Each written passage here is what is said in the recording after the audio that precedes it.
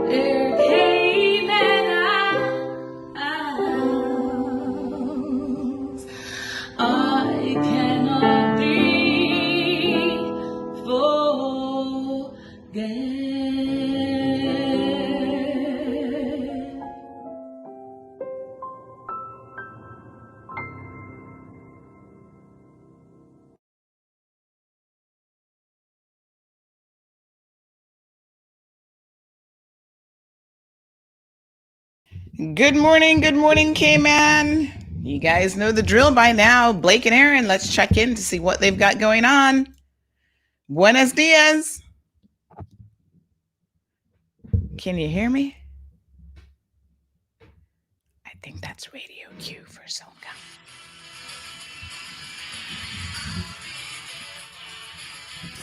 Rembrandt's on 106.1 KISS FM. I'll be there for you. That was the Friends opening, right? Did you see the reunion? I still haven't watched it because I don't want to bawl my eyes out. Okay. However, I did see this funny thing someone posted up on social media. Imagine leaving a job, I think, what was it, Louis Vuitton in Paris for Ross Geller. Remember when Rachel left and she went? I love it because it's like so true. I was never a huge Friends fan. No, I know. I had Central Perk shirts and t-shirts and sweatshirts. And let's find out. Shirts and t-shirts. Let's find out if Sandy Hill is a big fan. I have some important news for you. Interesting news. It's Blake and Aaron's Spilling the Tea with Sandy. Cayman's top news headlines of the day from CMR. What is Sandy Hill's guilty pleasure? Good morning. How are you? Good morning. What TV show did you like? Were you a Friends? Did you watch Friends, or is there another one? Not really. Do I have to pick from that time frame or any time frame? Yeah, any time frame. Okay. What was like one that was like, because for me, obviously, Friends was like, 10 seasons? So something like that, a long show you kept up with. Oh my gosh. Okay, this is going to sound really weird, but there's one that I was really into, other than Sex and the City. So Sex and the City, definitely. Okay. That's a good one. Yes. Yeah. And there was another HBO series called 6 Feet Under. Yes. Oh, yeah. Do you guys remember that show? That was the best show ever, in my opinion. Great song by Sia. Yeah. She did the open. That was It around was- the same time. That was like, there was another, wasn't there like some 6 feet under, and then there was Breathe Me. That was the song, wasn't that it? was it. But there was another one about like plastic surgery around that time too, wasn't there? I don't remember, but 6 Feet Under broke a lot of It was a reality show. yeah, No, lot not of Botched. records. It was so Yeah, I much watched. I watched. Yeah. That's kind of a gross show. Heather but- Dubrow from who's going back to the OC. Her husband's on. Oh my Botched. gosh. Yeah, I like your So- camera. I'm I not like into your that. camera, Sandy. Yeah, it's different. Thank you. I'm glad Yeah, you you look noticed really it. nice. It's nice, Yeah. nice lighting. It's Everything. all about equipment sometimes, I tell you. Now we're gonna have to look into that because you just get my forehead right here every morning Well, you know, because I'm close to the camera. Yeah, I think you need a little bit of a wider lens to catch you both. Thanks, Sandy. lower. You're just plastic surgery on your Or forehead. What she's really saying if is, Aaron you moves, need a better camera to make your receding hairline look a little bit smaller. You no, I lower was your thinking if hair. Aaron moves over a little bit, we can see more of you and not just the receding hairline. Okay. how about this? Yeah, there we go. There, yeah. That is a little bit better. That is a little bit better. Awesome, Okay. awesome. What's happening in the news today? What do you got coming up? So on the show, we actually have some guests joining us. There's going to be a Roy Bodden Symposium that is very, very interesting coming up here shortly. And so we have our first set of guests because we have some next week joining us as well, who are going to tell us all about what this is. And, it's all about Caymanian culture and learning your history and putting that all in context a little bit. So I'm super excited about that. And after those guests are on, then the Premier is going to join us as well. Is he going to go over Premier Wayne Panton. what were your thoughts on the press conference yesterday? Yeah, I mean, nothing entirely earth-shattering. There were a couple things that they were tweaking that I thought are necessary. And so we're going to get into the details of some of those. We have people who still have questions about, how things will work. And every time we transition into a new set of regulations, there's always questions. So I'm very pleased that the Premier is going to come on and talk to people directly. When do they go into effect? It's Next the 5th. Wednesday. Is it Wednesday? Okay. Yeah. next And week basically, the big news was a 5-day quarantine. but the not possibility of a 5-day quarantine for some people. Oh. Yes. the possibility. Yes, because I mean, there's the requirements for you Oh, to right. qualify Sure, for yeah, that. yeah. So For those that can effectively prove that verifiably vaccinated incoming travelers. yes. Got it. Which is so good. It's moving in yeah. the right direction, right? absolutely, we've got to take baby steps. I know some people are of the opinion that we just need to fly the doors open, but that's not the right approach. And I think this is a measured and sensible way to do what we have to do. Yeah, and I thought the message that the Premier gave yesterday was pretty strong, saying that once we do open borders, we will get COVID back in. It will be around, so that's why it's important you gotta to be get prepared. vaccinated. Absolutely. Oh, we're going to need more doses to get to the 80% we found out. Yeah. Yep. Yeah, the whole population thing, which I've been kind of hinting at for quite some time, finally just came out of the bag. Somebody let the cat out, and I'm glad that they did so, because that's the conversation that we need to have. Like, how do we not know exactly what our population is? So likely it was said 71,000 people, right? Yeah, more or less 71,100. Okay, Yeah. that's a lot of people. And Yep. they all listen I always was to there. our show and follow CMR. That's right. Hey! Every single one of them. Exactly. Well, cool. Well, Yeah. Sandy's show is on right now on Facebook, and catch it on YouTube as well. And we will talk to you tomorrow morning. Awesome. You guys have a great day. You too. Bye. All righty. Bye-bye. All right, folks. That's Blake and Aaron over at KISS 106.1. Go check those guys out if you get a chance. Good morning to everyone. We're going to do our usual morning greetings here in a second, but we do have our guests. Rose wants to know already about the next press briefing. Rose, pump the brakes. We're going to get to you in a little bit. So good morning to everyone. Good morning, Carmelie, Marshall, Karen, Cordia. Thank you so much. Miss Bonnie, of course, is here. Iva, Olivia, Christine, Miss Alice, Irvelin. Who else did I miss? Morna. Miss Karen Marshall from North Carolina. Sophia. David is joining us from London. Carson, of course, is here. Good morning. Good morning. Louisa, Miss Darlene, Barbara. I did not get a haircut. Well, not recently, but I've been rocking a shorter do with some curls. So it looks a little bit shorter. Louis from Detroit. We've got Tracy in Canada right now. Siobhan, good morning. Larry joining us from New York, and Scott is also here as well. So let's go ahead and bring our guests into the studio. This sounds like a really exciting event that's coming up. It's the Roy Bodden Public Intellectual, it's a symposium, and it says here, Public Intellectual Interrogating the Caymanian Society. Now, we know Mr. Roy Bodden is such a wealth of information when it comes to Cayman history and culture. Let's just pull Mr. Bodden in. Good morning, Mr. Roy Bodden. How are you? Good morning, Madam CMR. So good How are you? finally have you on the program. Yeah, finally. And I'm excited. I always follow you. And thank you. I appreciate that. Congratulate you how you have grown and blossomed. And now I'm told that you are official. They don't shut you out of conferences anymore. Isn't that Imagine. Great? What did the Virginia Slims ad say? You've come a long way, baby. Oh my goodness. Imagine that. Yes, we have a reputation as being a little bit of a rebel, and here we are. The government is actually embracing rebels, and I'm going to play, I don't want to take away from your time this morning, but later on in the show, I do want to play a voice note from someone who yesterday was saying how they were listening to the program, and they were just literally so excited to hear a Caymanian voice at the press conference. They were like, girl, I loved it. So we're going to share that a bit later on, but thank you. Thank you so much. It is definitely good to have you on the program. We've been trying to get you on for a minute and it never seems to work out. So I'm so tickled pink that you are here. And this sounds like a wonderful event. So we're going to learn a little bit more about it. Do we have Mr. Livingston? I think we have different people than they told us were coming on, but that's fine. We have, is it Marcia Matu? Good morning. Good morning. How are you? I'm wonderful. How are you? I'm well, thank you. Great to see you this morning.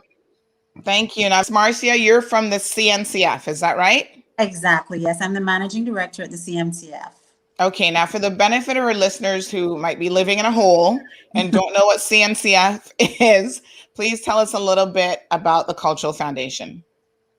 Well, I mean, you've said it right there. We're the Cultural Foundation. Yes. That we have a responsibility to support and promote Cayman's culture.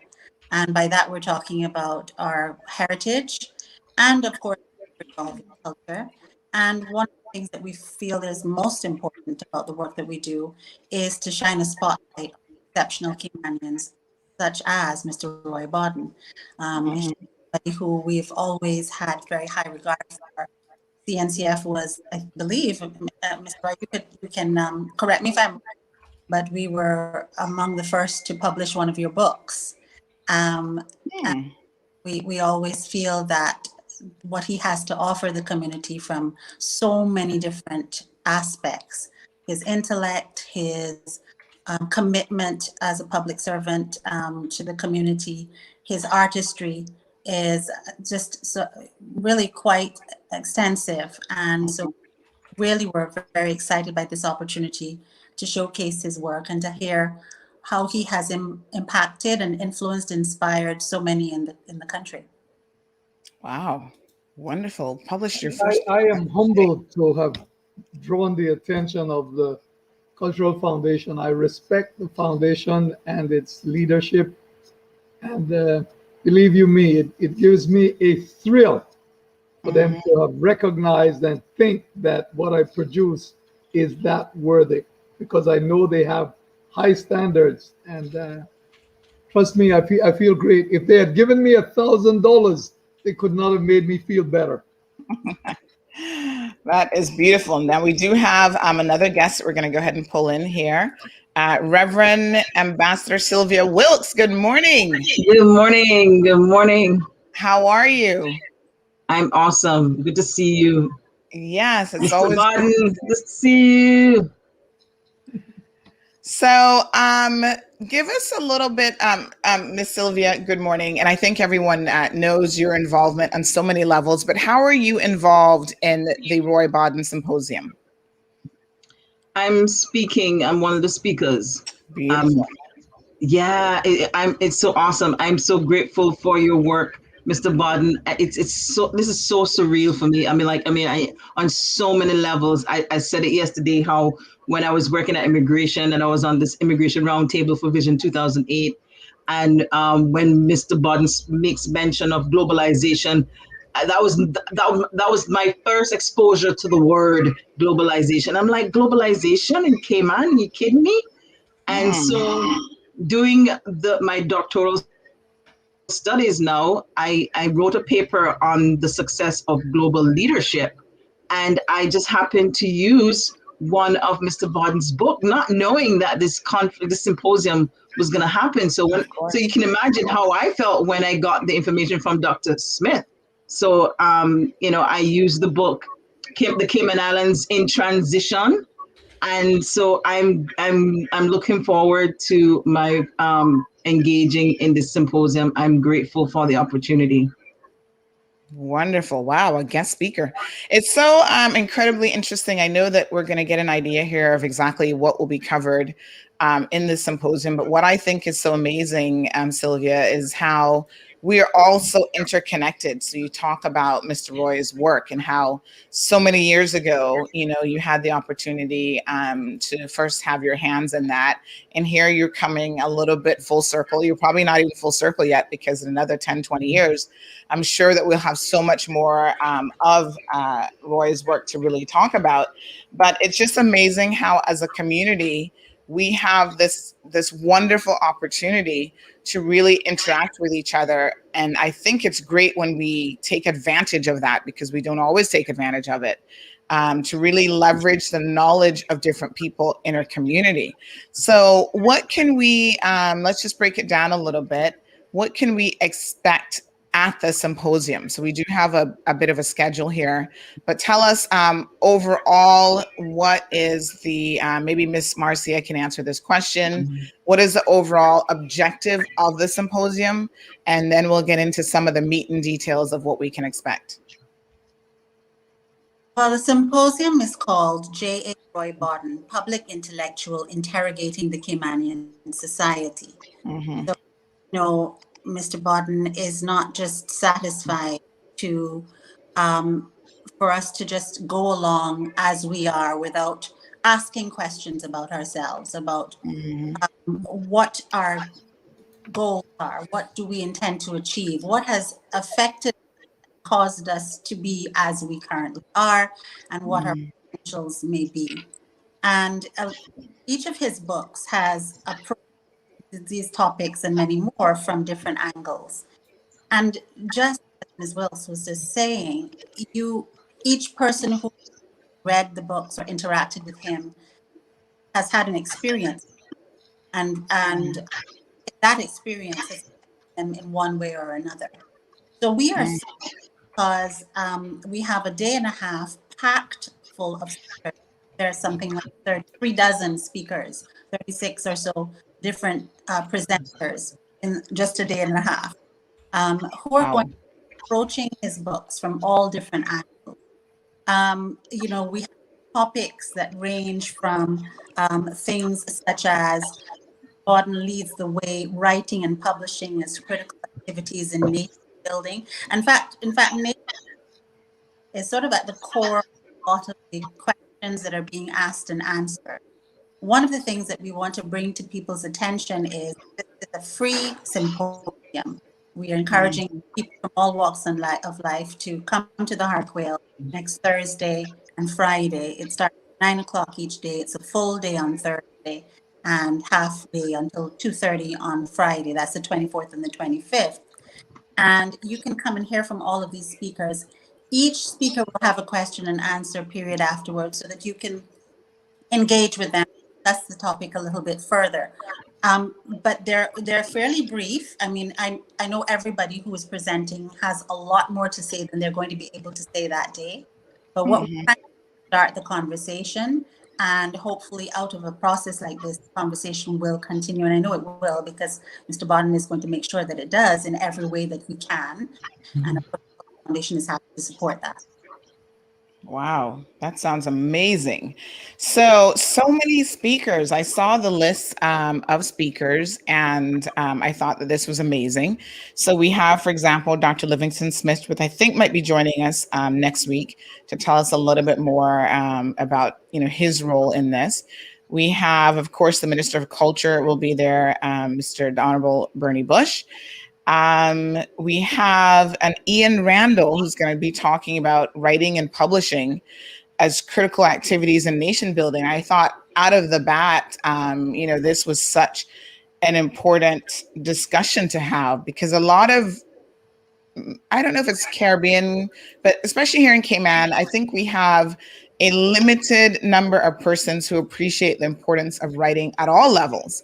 And writing a book is no easy feat. We've seen some other, individuals in the community, such as Mr. Frank Macfield, undertake writing a book. And it takes a lot to write a book of any kind. So I applaud Mr. Roy Bodden for writing. How many books have you written now? How many books are we talking about? I have 6 published works. And, that's amazing. And 2 on the computer ready to go to the publisher, one in the fall of this year and the other one next year sometime. It's just amazing. So I think that that's an amazing feat. So I'm looking forward to hearing a little bit about this, this concept of, how writing is so incredibly important to our culture, and to, even if it's just an individual's perspective of the culture, why that plays a big part in history, and we have to embrace events like this. So I'm certainly looking forward to it. One of the books, of course, will be Race and Slavery. That was the name of that particular text, Mr. Bodden? No, or it's just an overarching. Yeah, that's just one of the topics that I deal with. Okay. In the book, in the Cayman Islands in transition, and in some other works as well. I cover that in the short stories that I've published as well. Elements of race and classism and class in the Caymanian society, with my interpretation, which is sometimes controversial. I'm like you in the sense that I started out as a rebel. Now I am quite, how should I put it, quite acceptable in some circles. And what is really great about this, Sandra, is that my works are now going abroad. They're breaking international barriers. In 2015, I was invited to present a paper at a big conference in Paris, and my wife and I went up there, and my paper is now a chapter in a book that was published, and my invitation came out of the Cayman Islands in transition. These people had read the book. They contacted me when I was at the University College and say, "We have seen your work. We're doing something on the Caribbean. We would love for you to present a paper to give us an indication." It's not something that you would be immediately accepted. It's a competitive system. We have room for 50 papers, and when I submitted my paper, there were 500, and out of that 500, they chose 50, and I was one of the 50, which gave me a sense of pride, because it meant that small Cayman can hold its own in terms of scholarship in the international world. Absolutely. I mean, that is quite an amazing feat.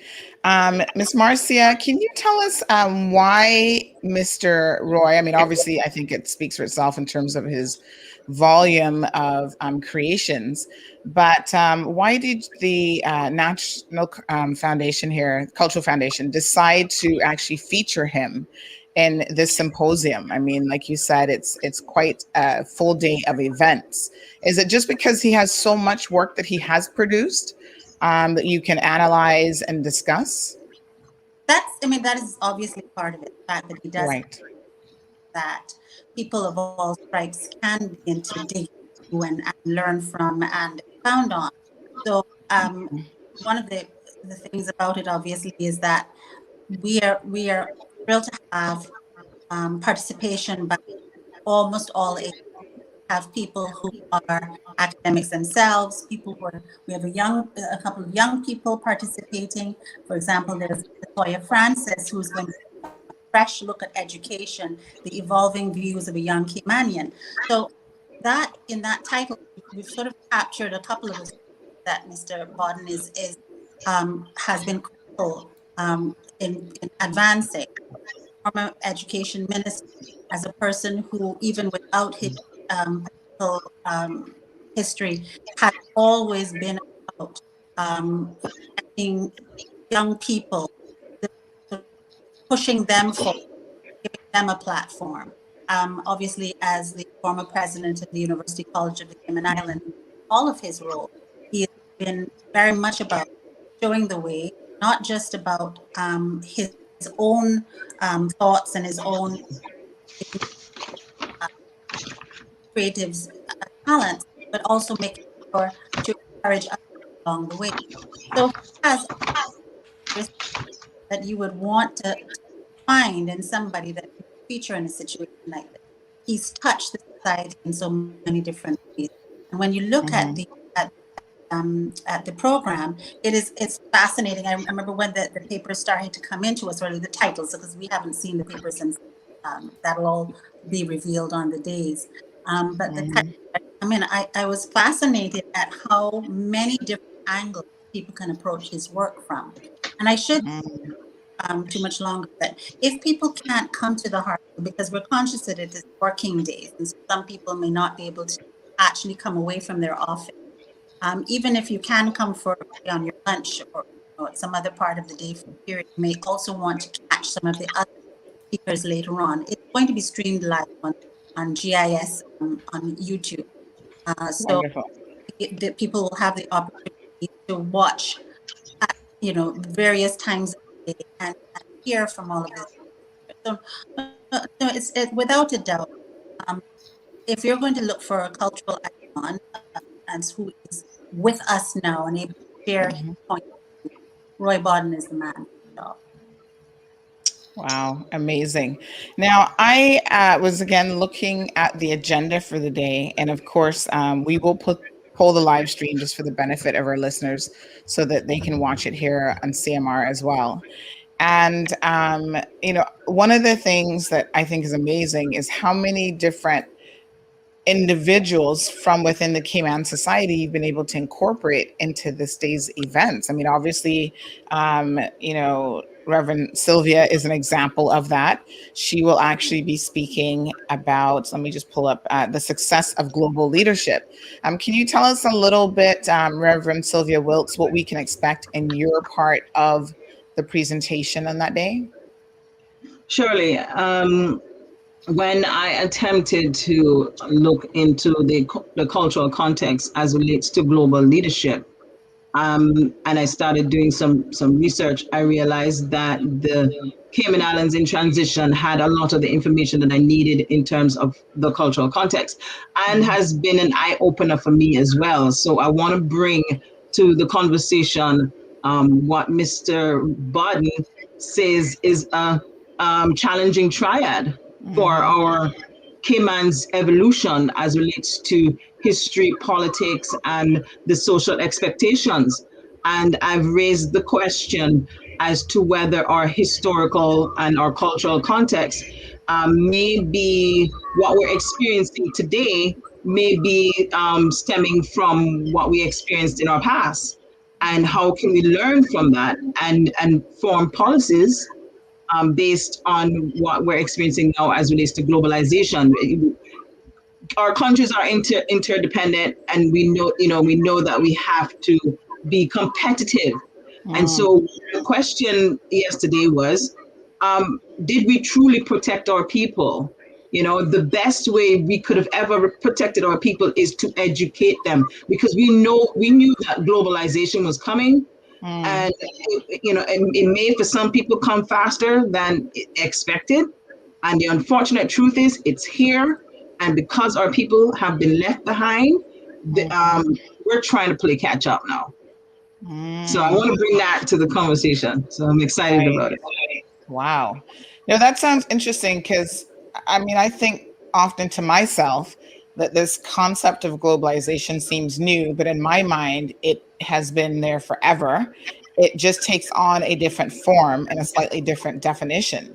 So globalization of the 1800s or the 1600s versus, 2021 looks very differently. The technology that we have has certainly, shaped how that is and how incredibly easy it is for people to get access to everything, including information, including jobs, including, if they want, educational opportunities. So I think that the times change, the technology changed, but in my mind, the concept of globalization has been one that, worlds, economies and countries have always struggled with at some level.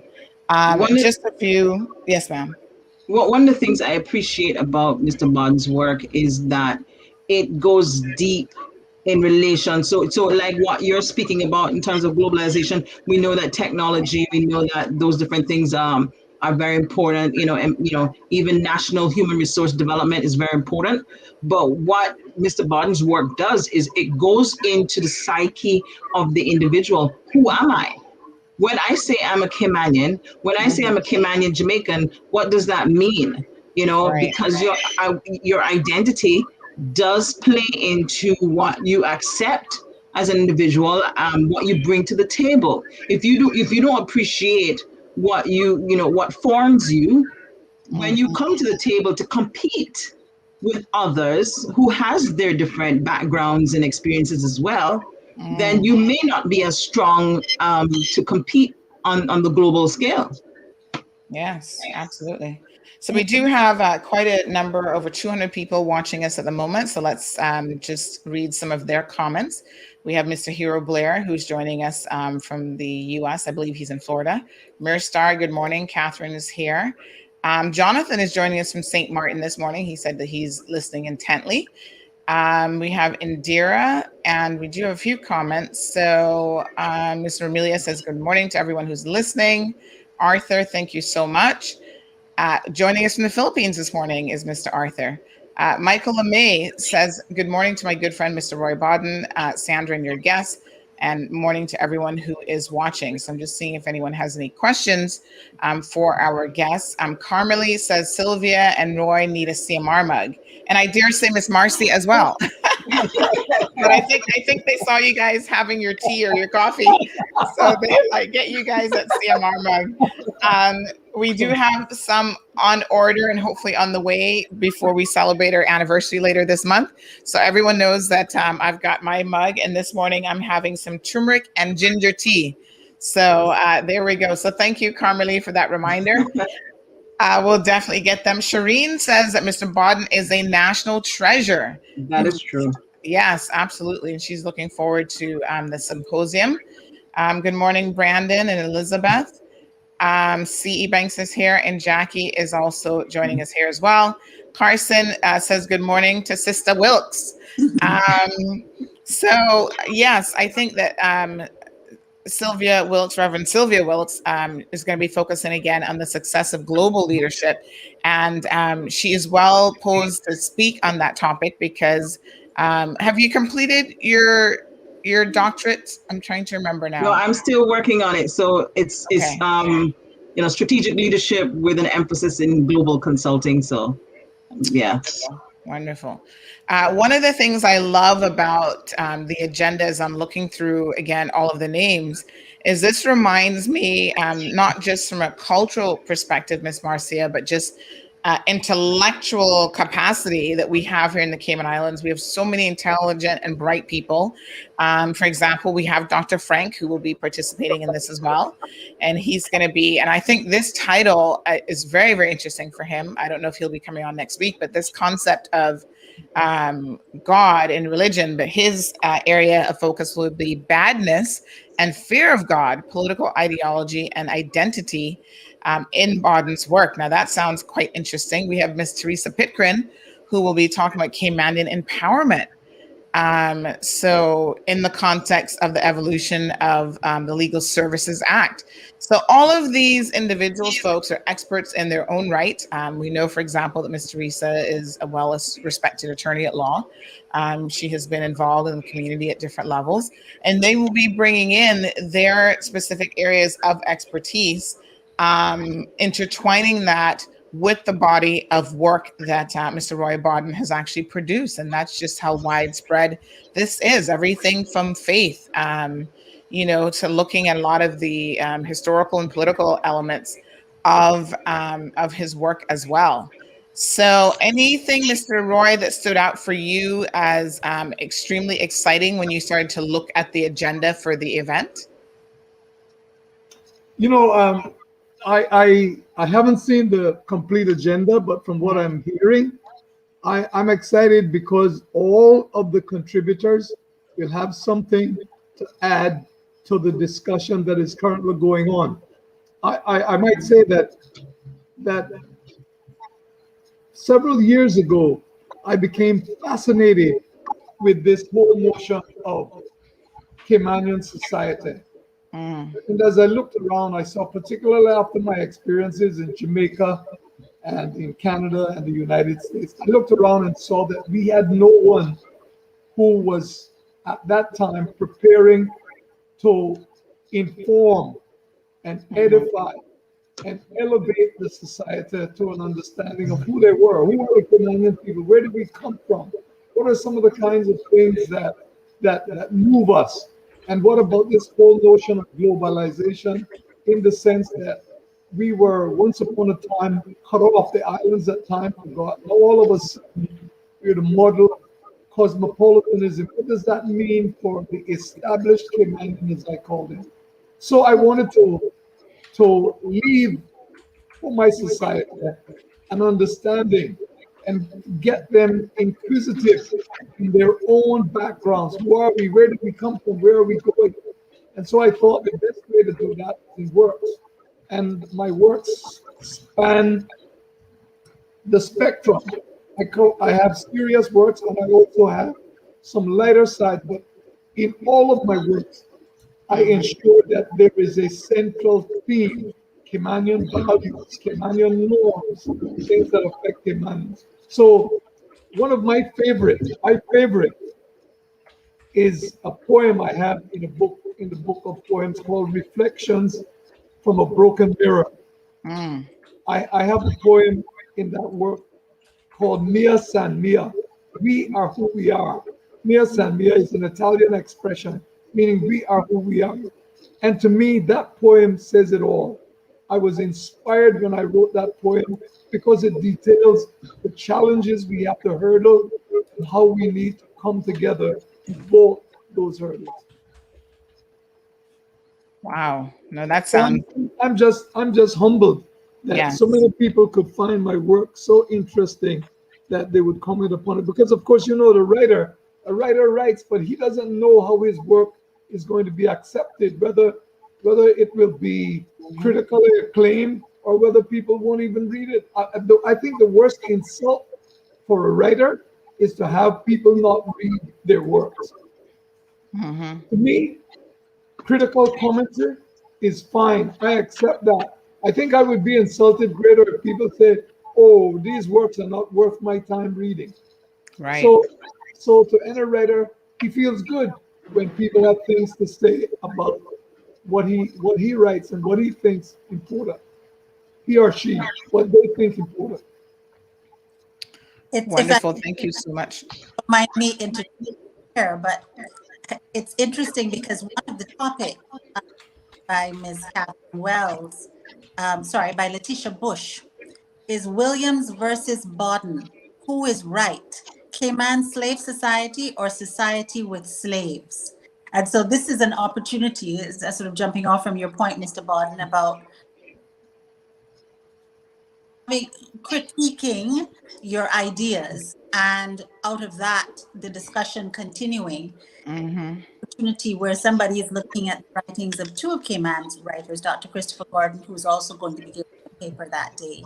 I think he's going to be on the first day of the symposium. looking at how they've both delved into Cayman history and come to put forward for the rest of us to chew on and to sort of learn from and progress to a great degree. And the idea of globalization is also embedded in a lot of the papers. We even have a number of people who are going to be making presentations by Zoom from other parts. So in addition to having many Caymanian intellectuals and educators and just people in the community who are concerned about Cayman, we have sort of some visitors as well, including Yale professor Mushti Mubarak, who's going to be speaking on the first day, and his topic is understand and appreciate the history and development of Cayman by examining the challenges faced by current developing societies around the globe. Because what we experience here is unique, but not entirely different from everybody else. There are Right. what we're experiencing that are shared by our friends and relatives in the region and by people far-flung world, even places that people think of as developed nations. A lot of the relationships that people have in the society, whether it is between men and women or between people of different racial backgrounds or ethnicities, that we're experiencing here are experienced globally. So that same story, which is why I'm not surprised by the invitation that Mr. Bodden described to present his works overseas, because he's touched those universal issues in addition to seeing it clearly through the eyes of a man. Right. Interesting. So Hero Blair says, congratulations to Sylvia. She's come a long way to excellence. Carson shares that Mr. Roy needs to get back into politics, of all things. We'll perhaps have that discussion a bit later on with Mr. Roy. But I think it's interesting that as people evolve through their journey, Mr. Hero acknowledging even with Reverend Sylvia Wilkes, how she has developed throughout the years. I get the sense, and Mr. Roy Bodden, you can certainly correct me if I'm wrong, but sometimes people get stuck in seeing you in a particular way. They put you in a box. So you're Roy Bodden, the politician, and they don't see that you have evolved way beyond that. And that's why they can have a multi-day symposium about you and your body of work, because there's so much there. There's, the historian, the author, the intellectual thinker. There's a wealth of, at this stage in your life, a wealth of material and experiences that you certainly bring to the table. Mr. Roy Bodden, who has been the president of the University College for a number of years. What do you think when people say to you, go backwards? Because for me, being a politician is a step backwards, and I think we've evolved so much beyond that now. You're right. You're right. If I had come to you as a fortune teller and you had told me that, I would come away smiling and said that my visit to you was worth the money you charged. Yes, that is exactly how I see myself. I will never return to politics. And I often say, like the Kalahari Bushmen, I never return to the burial ground. To me, politics is a kind of burial ground. And if you read my writings, particularly my last work, you will see that I came away from politics sort of, cynical about some things, but that's a story for another day. What I want to say is that I have always pictured myself as an educator, an informer, and I owe a debt of gratitude to my dear departed mother, who always encouraged and inspired me to develop an intellect which I should share with the community in which I live. As a matter of fact, she referred me to Luke chapter 12, verse 48. To whom much is given, of whom is much expected. And I carry that with me. And I said, what can I do to show my appreciation for Cayman, a society that I love so much? Mhm. The best thing I can do is pour out my soul in writing, with the hope that I might inspire others to write and inquire and similarly develop a love for the society. But I want to say this here before I get carried away in the conversation. Okay. It would be remiss of me if I wouldn't express my gratitude, my public gratitude to the Cultural Foundation. The Cultural Yes. Foundation encouraged me because in the first work, when I stumbled, they came forward and produced stories my grandfather never told me. And I mean, I will call names. Henry, especially, has been a friend, a confidant to me, and always a source of encouragement. And when I speak of Dr. Smith, similarly, because it was Dr. Smith who encouraged me to come to UCCI, first as a lecturer, and then later on he encouraged me to take up the reins as president, because he realized that there was something of a scholar in me. And so these, among others, are persons whom I have a tremendous depth of gratitude and respect for in Caymanian society. And I want to say that out of my work, I hope that other Caymanians, other people may feel that they have something to contribute in writing to the history, culture, heritage, and development of these islands, because that's what we need. We want to produce, we want to have these people produce prolifically so that we can be like Jamaica and Barbados and Trinidad and have our own Camus Braithwaites and our own Rex Nettlefords and all of these other people, Naipauls, and all of these other people who wrote. Because that, especially for our young people who may need a sense of direction, that will be a great help. Thank you so much. I want to remind people of, on that note, of the important work that the CNCF does. So again, that's the Cayman National Cultural Foundation. It's the official arts council for the Cayman Islands. It was founded in 1984. And of course, most of us are familiar that you can find them at the Hartwell, the FJ Hartwell Cultural Center. So make sure that you check them out. They're a nonprofit cultural organization that really focuses on design and producing dynamic and diverse programming to try to stimulate, facilitate, and preserve cultural and artistic expression generally. So please check them out. Their website is artscayman.org. And they do a number of things. I think, everything from art productions to symposiums like this one, intellectual discussions, artwork taking all sorts of different forms, whether it be musical art, print media, everything, and amazing organization. So please, find out a bit more about them. Also, they have an arts grant. Those of you who are artistically inclined, they're now accepting applications through July the 15th. Everything from theater, dance, music and song, literature, film, spoken word, crafts, culinary arts, one of my favorites, at least to eat, training, cultural research, and special projects and crafts. We have a few comments here. So Ms. Moya says, I feel that we have done the last few generations as well as the current generation by government not making Caymanian society and history a mandatory subject in all schools, both private and public.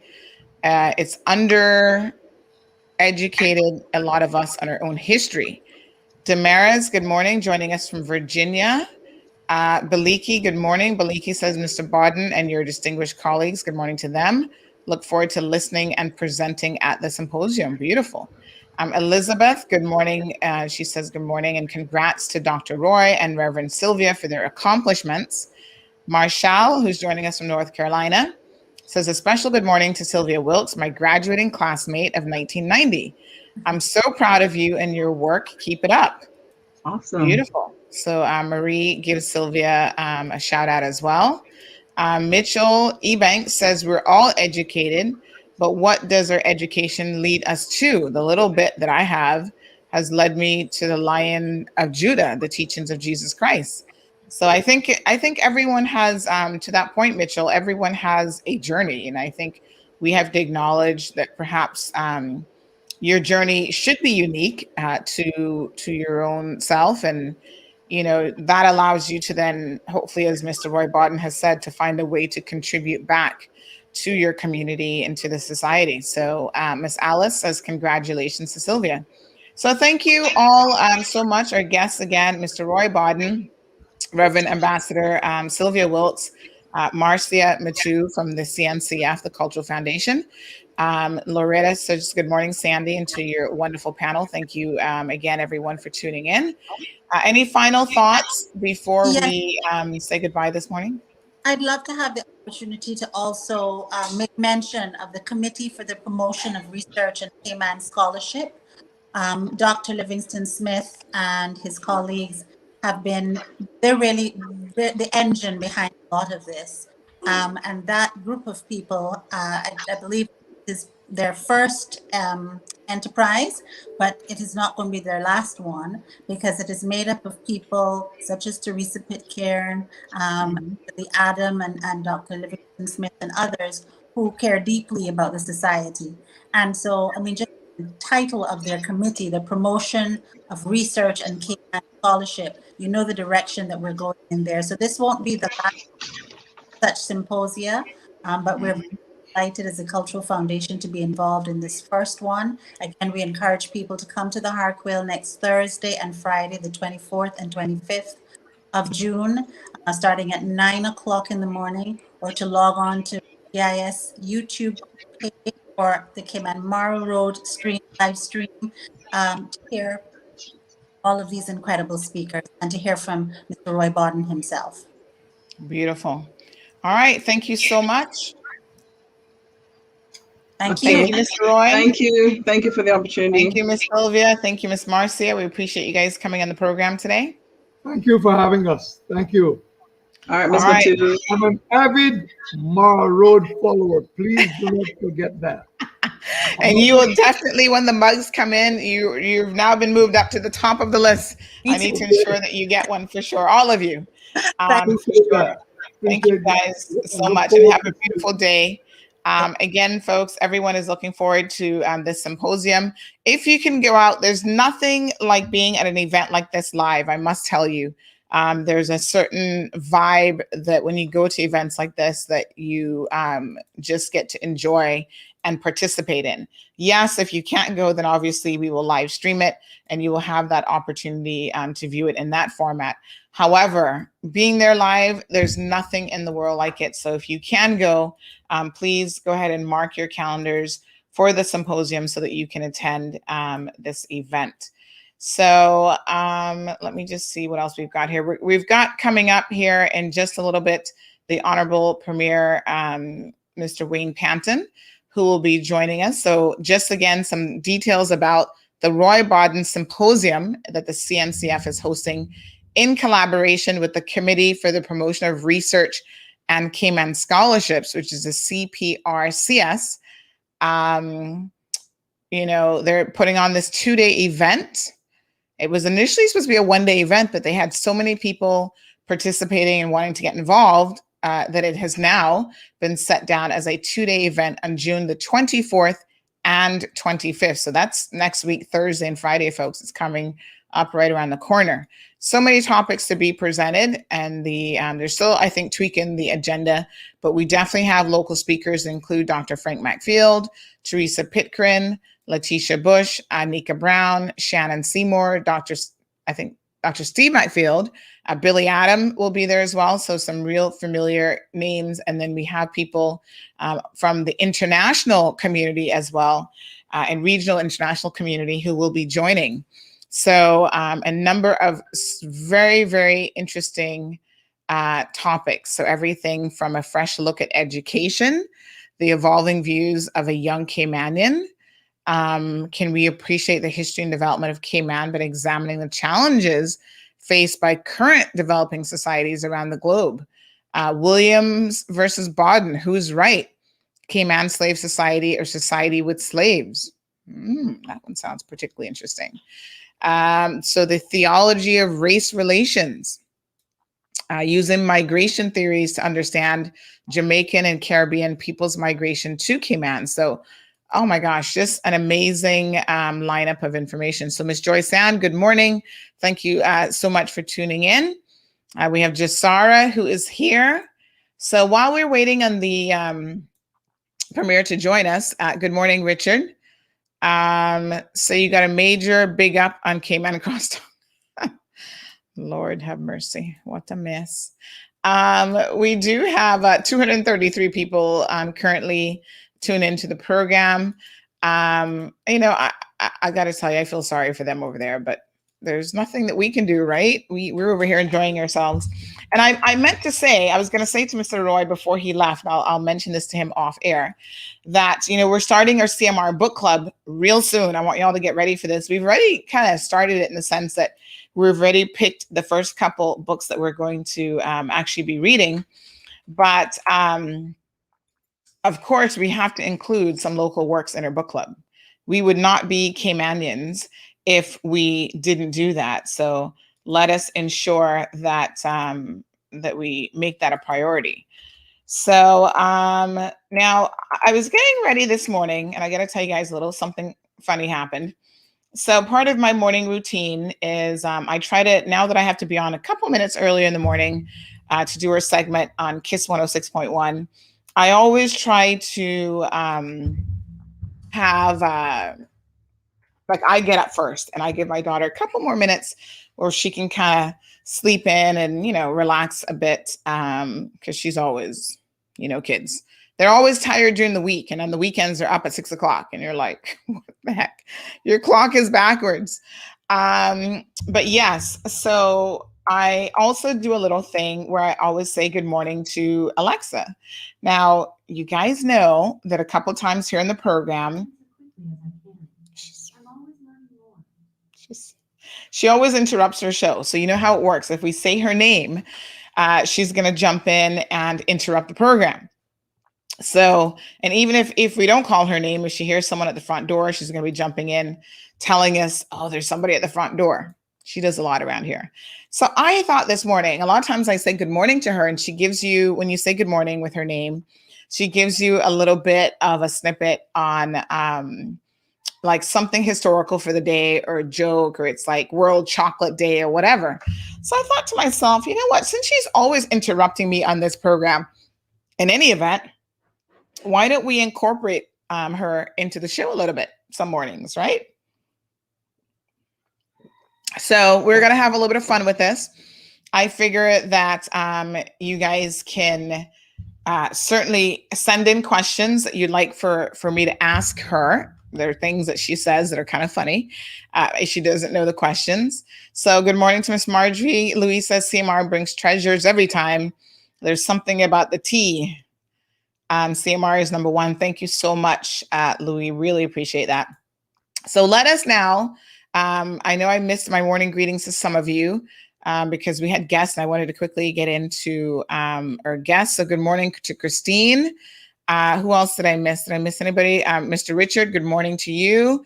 Jasara, Tommy's here joining us. Loretta. So let us go ahead and say good morning to Okay, so here's how we do it, right? Really, really, really simple. Alexa, good morning. Good morning. On this day in 1885, the Statue of Liberty arrived in New York after being shipped in pieces across the Atlantic. France gifted the statue to the U.S. to celebrate the abolition of slavery, and it has since become an iconic symbol of freedom around the world. So, this is a thing. She always gives you a bit of interesting information. So thank you for that, lady. Alexa, we can't say it too loud because then she's like in the conversation. But she tells us about the Statue of Liberty today, and this day in history, back in, when did she say, 1884? So a long time ago, it was delivered, a gift from France, celebrating really that what they were saying hopefully was the end of slavery. Now we know that journey has been long and arduous, to say the least. But she actually has a little bit of sense of humor, And she does learn as artificial intelligence goes. So if you ever have a question for her, by all means, do let me know, and we'll compile some questions. And every once in a while, maybe once a day, we'll just say good morning to see what's on her mind for the day. Did you know, by the way, that you can listen to this show via Alexa, Anchor, and other, I think Spotify. So we actually do have a podcast. So if you got friends around the world who may not have access to social media or who are not able to listen, and you can certainly encourage them to listen to the podcast version of the show as well. So there you have it. So while we're waiting on the Premier to join the program, let us go ahead and do a few other quick things. So as you guys know, yesterday was a press conference. Yes, so Bishop says you just allow her to turn all my lights on. Did I just make her do that? Listen, she does a lot around here. She turns on lights. She does, we don't have any appliances. Well, the TV.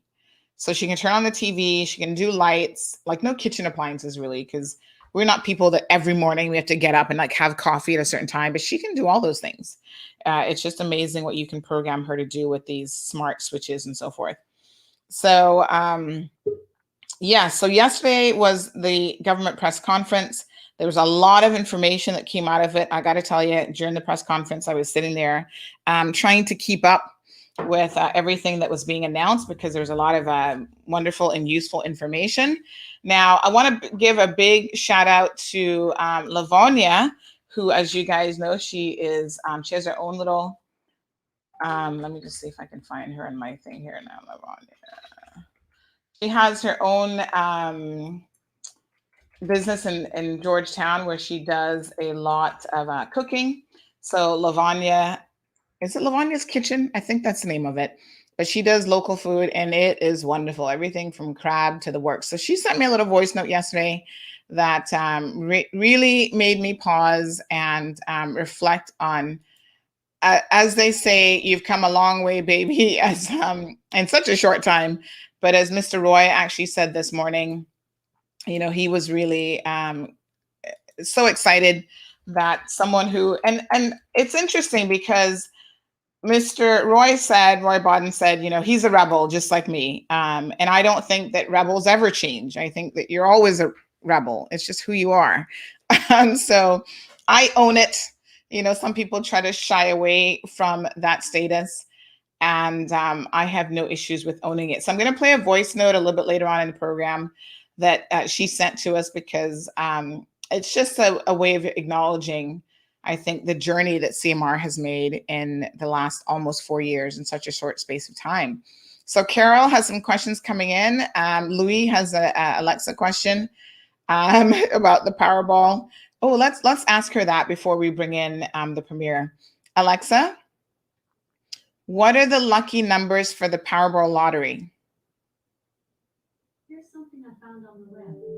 According to RenearWilliams.com, the lucky numbers for the $768.4 million jackpot were 16, 20, 37, 44, 62, and Powerball 12. I think she's giving us results, like past results, not future results. So, Tommy says, Sandy enjoyed your news feed yesterday during the government press briefing. Thank you very much. Watched it in its entirety. Good morning to Miss Daisy. Okay, so I think that we are ready to bring in the Honorable Premier Wayne Panton. Good morning. Good morning, Sandra. You look so nice and fresh. Well, yeah, maybe. I feel a little bit fresher this morning. Yeah, you look fantastic. So this is actually the first time that we have the honor of having you on the program as Premier of the Cayman Islands. So first of all, allow me to congratulate you on that wonderful achievement. Thank you very much. This might be the first time you've ever had a Premier on here, but I don't know. Is that right? Touche. Yes, indeed. It's Now that as in the past, it is my pleasure to come on and join you and have a conversation with you and and your wonderful viewers and listeners all across the Cayman Islands, in fact, across the world. Yes. So, yes, you made me pause for a second there because, in fact, you are right. This is the first time that we've had a premiere in the program, but that speaks to the inclusive nature of the PAC government. So, it's been a minute since election now. It's 2 months already. Yes. I'm not sure. It feels like it's gone by so quickly. Yeah, I think we got a little ways to go before it's 2 months. So next week. Yes, it's going by really, really quickly. But again, thank you so much. So we've got almost 300 people enjoying the program this morning, up to 284. Daisy says good morning. Two Daisies. We have a lot of dual names on here. Oftentimes we have Daisy Anglin, Daisy Cunningham. Sometimes we have what's the other? I can't remember. Two Darlenes. So we have Darlene Manzanares, who joins us from the UK, and Darlene McKenzie. Irvelyn, of course, is here. Louis says, congratulations to the Honorable Mr. Panton. Carson says, yes, it's just about 2 months, I think, since the election, but the government was formed. Yeah. So how has the journey been thus far? I must say that, I enjoyed the press conference yesterday. And you certainly came out with all guns blazing. We're going to talk about that here in a little bit, but I know that you've been incredibly busy. Can you give our audience a bit of an insight into what it's like for you and what you have been doing over the past couple months? Yeah, so there's this perception that when you go into office, that there's a lot of existing documentation and maybe clear policies, and you hear. I mean, in 2013, when I was elected and I became a minister, the opposition at the time would have said things like, "Oh yeah, we left this plan and we left that plan and we left this and that." You go into an office and it's empty. Usually, there's not even a speck of dust, or they try not to leave a speck of dust there. Effectively, you have to start from scratch. You have your staff. You have to build up. And in my case, the Premier's office has the ability to create staff around that provide sort of quasi-political services and interaction between the civil service and the political arm. So it's about building out the positions around there, getting the right people with the right skills, and then there are lots of statutory obligations. There are things that have to be put in place. We have the strategic policy statement that has to be laid in Parliament in around the middle of July. So we'll be going back to Parliament around that time, just before that. So yeah, there's a lot of work to be done for everybody to become familiar with their various ministries, meet everybody that's involved, get all your contact information, understand where things are at. It's the role of the civil service in terms of a transition in government to keep the government going for the period of time that it takes to accomplish a transition. So that that is a whole part of the process. You will have seen press releases. You will have seen videos probably issued via GIS and in some cases privately.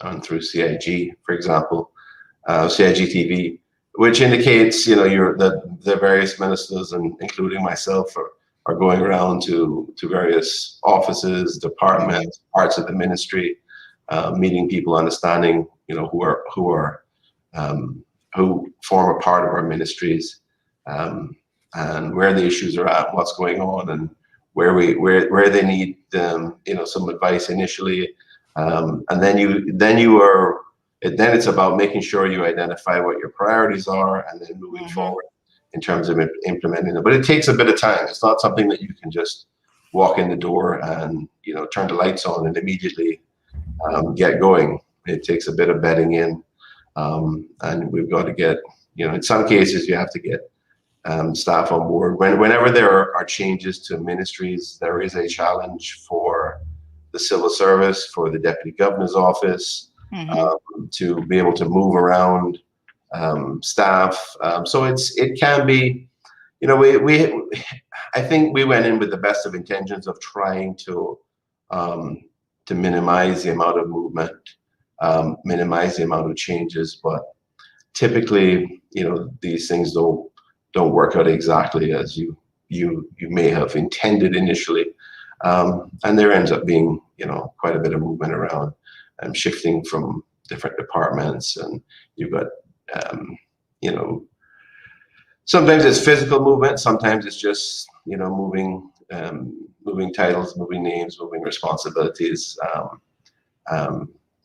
and it's something that takes time, and we try to minimize it, but the civil service are they're a group of people that by and large are all excellent, and they want to work with all of us. They want to see government succeed. They want to see the country succeed, and they work with us to get through this.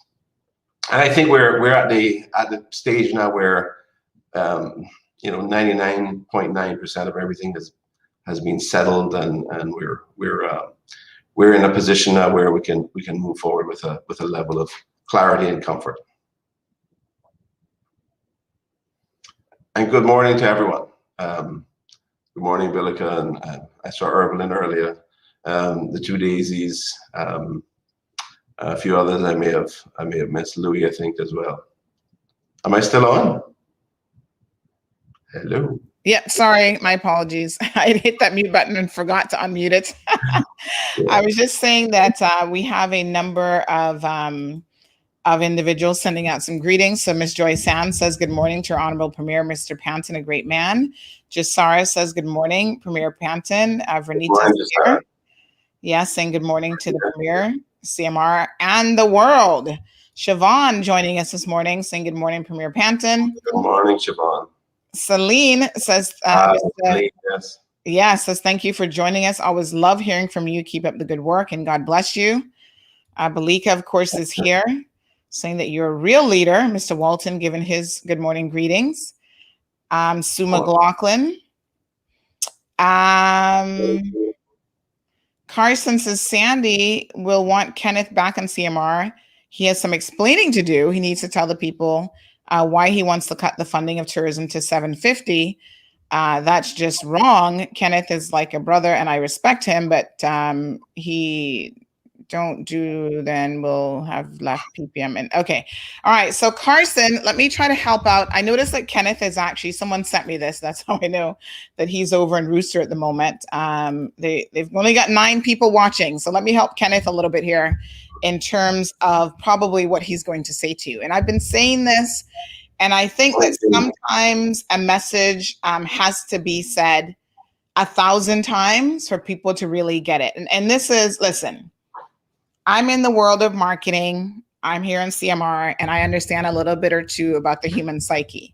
So Carson, you probably, although I've said this many, many times, you probably just haven't heard it. And I'm going to say it again for the benefit of all 324 of you who are listening right now, 27, hear me and hear me clearly. The government does not have a bottomless pit of money.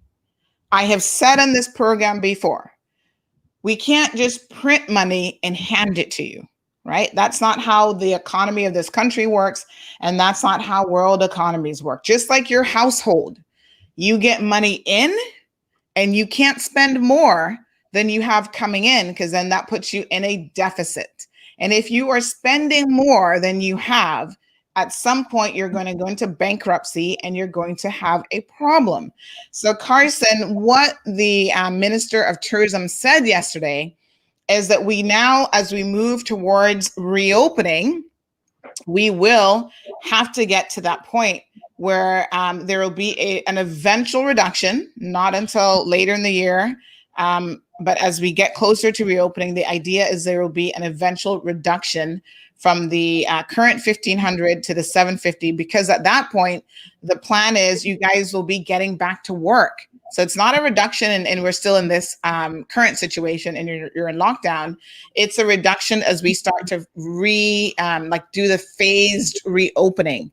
So that is what he actually said, Carson, sorry. So I want to make sure that we are all on the same level of understanding in terms of what's happening. Like I said, the press conference yesterday had a lot of information. I was just writing stuff down, trying to be as accurate as I could in my note taken. And then, of course, the reason why we have the premiere on this morning is we're going to clarify what was said yesterday, and any questions that you may have, we'll certainly get those answered. But I just wanted, in defense of the Minister of Tourism, Carson, I just wanted to make sure that you understand the position and why he said what he said. But this is predictable. I've been saying it forever.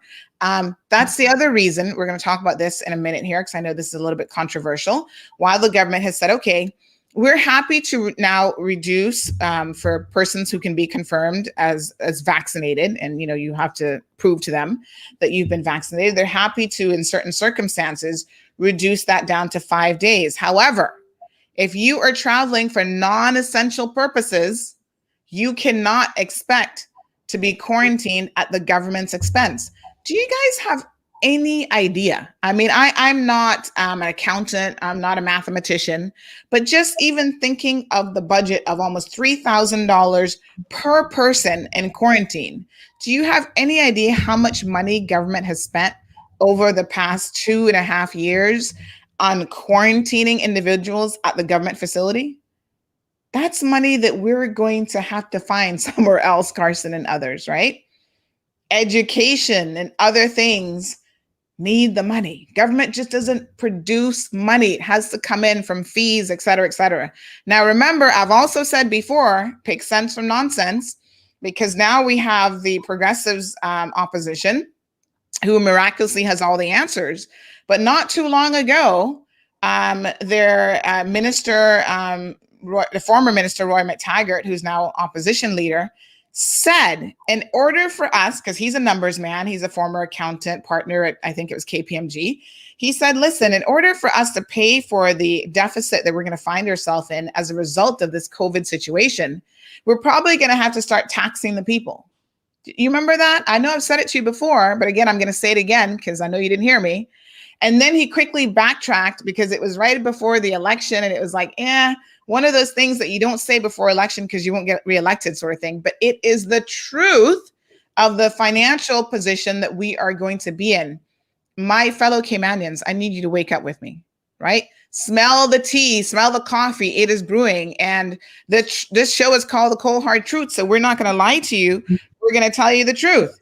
Now, having said that, King is joining us from the UK. Good morning. Good morning, Kate. Jason Azan is here saying good morning to the Premier. Morning, Janet. Miss Janet, congratulations. Miss Janet just celebrated an anniversary. I think, is it 40 years, Miss Janet? For you and your nice husband. They're celebrating their 40th anniversary. So congratulations to both of them. And so let's get into some of what transpired yesterday at the press conference.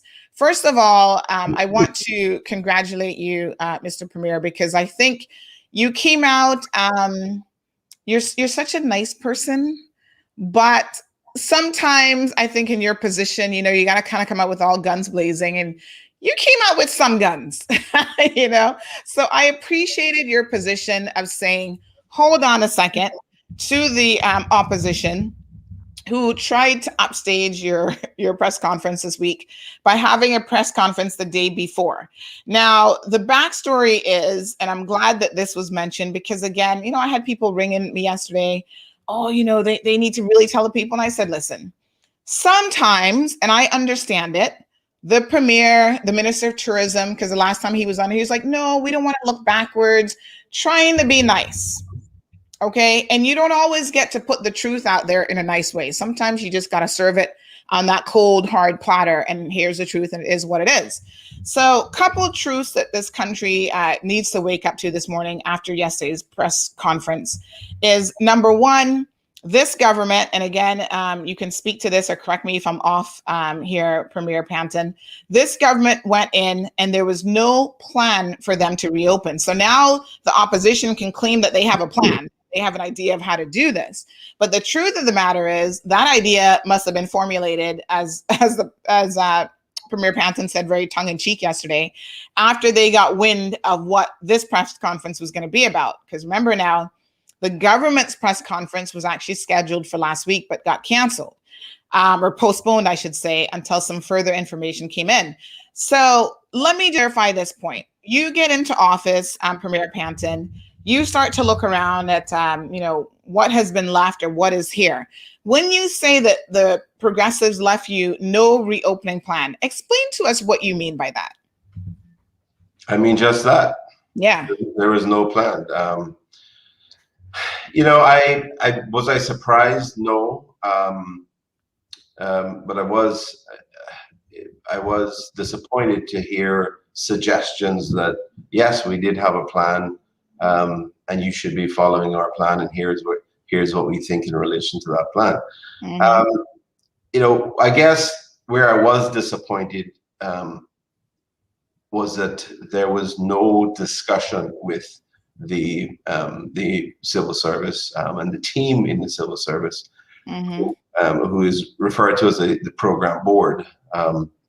There was no discussion with them around doing some even preliminary work to get an idea and to lay the foundation for how we would approach a reopening strategy successfully.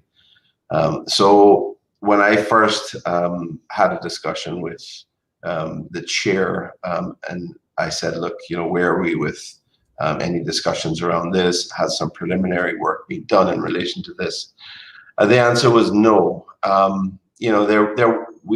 The previous government was aware, obviously, of, and they clearly communicated their perspective around vaccination and getting that out, and that was going to be, I think that was always going to be a key part of the strategy in terms of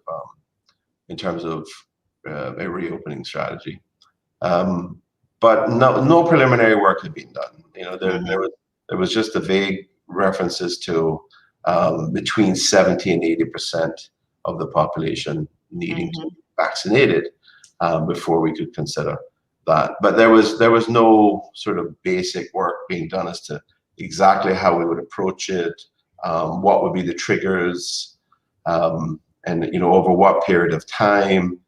You'll remember that there were steps being taken to come out of lockdown.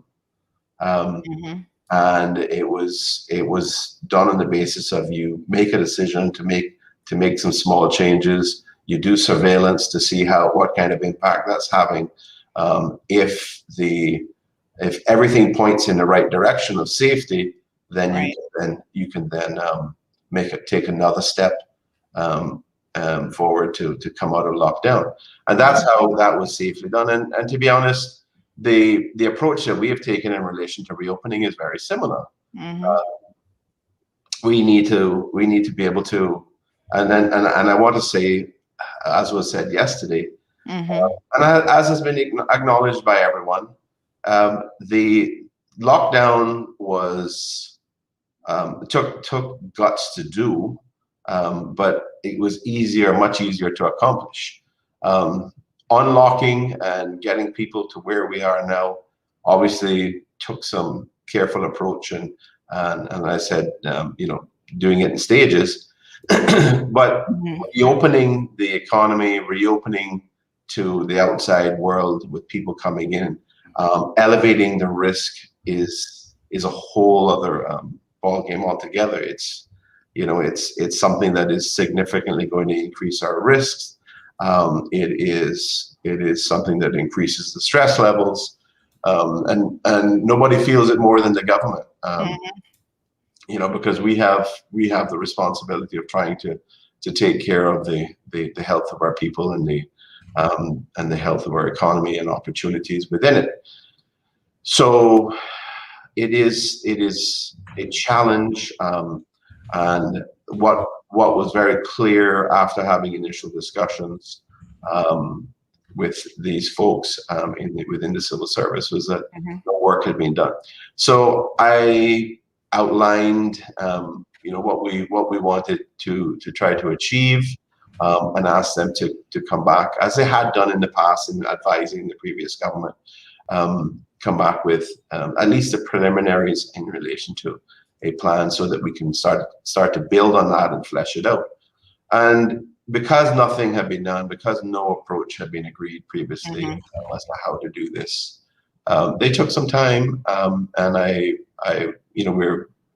was two things. One, I've been very, very grateful for their guidance and support, and secondly, I have been I've had to apologize because I felt terrible that I didn't realize what a commitment it would be for them, because from before the middle of May, we had the first sort of long weekend around the middle of May. They went through that weekend, for example, committing personal time and family time, and since then, to be able to work on these plans, we've had several meetings with them, and provided some feedback, and so they've been very committed. They've been working very hard, and it's a big commitment for them, and I want to say on behalf of the country that we really truly appreciate their sacrifices and their contributions, because this is a really important thing for us to get right as a country. Absolutely. And so the point.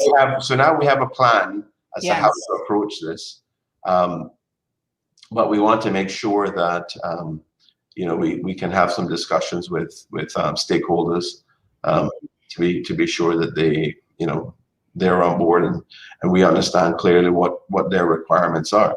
I mean, we had preliminary discussions with stakeholders in the economy generally and in tourism industry specifically, who basically said to us initially we're going to need 6 to 8 weeks in order to ramp up. But in terms of some of the discussions with the civil service and the interactions between them and, for example, Department of Tourism and others and some industry stakeholders, I think there was an indication that they would need as much as 16 weeks. So we weren't very clear exactly what it was they needed, but I think 8 weeks is probably a minimum. The airlines have indicated 6 to 8 weeks, so I think 8 weeks is probably going to be a minimum.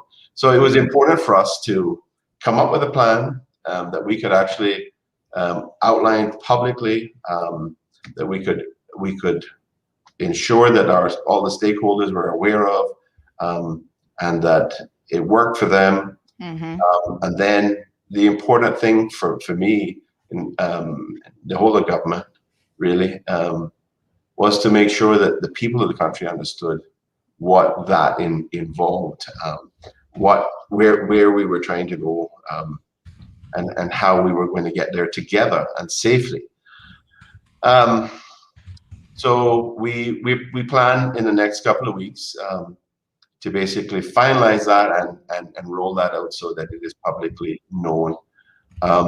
I think what has to be understood, though, that everything that we do has to be guided by the science, has to be guided by clear thinking and logical approach.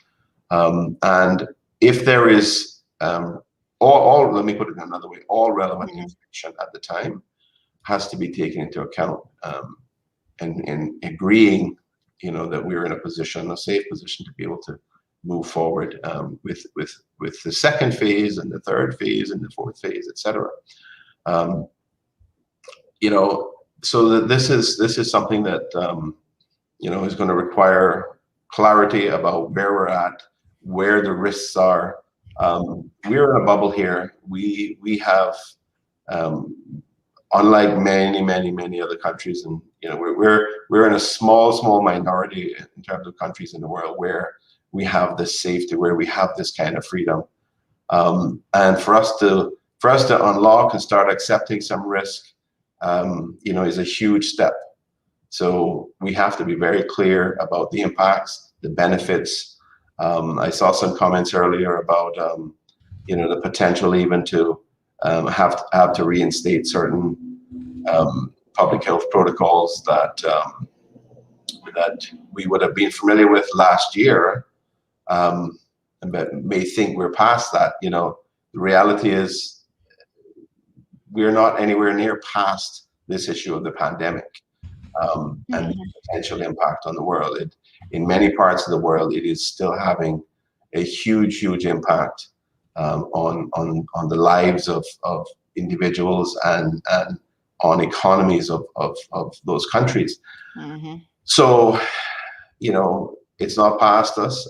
We have to learn now to be able to operate within it, to be able to integrate and assess some of the risks and to minimize the risks to our people. And there, from my perspective, there are two ways that we're going to reduce our risk.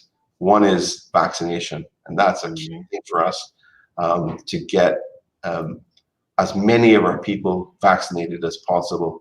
The second thing is, some of the basic public health protocols that existed in the past. We may have to, go back to having at least indoors, having masks and having some social distancing in certain circumstances, some social distancing in public transport, for example. And then what we want to be able to do is we want to be able to conduct some surveillance as we're going through. Let's say we've been open for a month, and we're doing surveillance testing and we're seeing whether there's anything popping up. We want to continue doing some of that for several months to assess where the risks are and see what the trends look like. I think that's the only responsible thing for us to do. We have seen multiple examples of countries in our region and territories in our region who have tried to reopen because that's all they have. Tourism is all they have, and they've been forced to do that. We have been in a much more fortunate position, and they have had, almost all of them have had really bad experiences with going forward and then having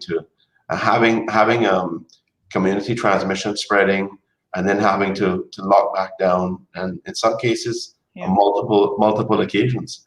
Yes. So we see let's take just, if I can just pause you for 1 second there on that point.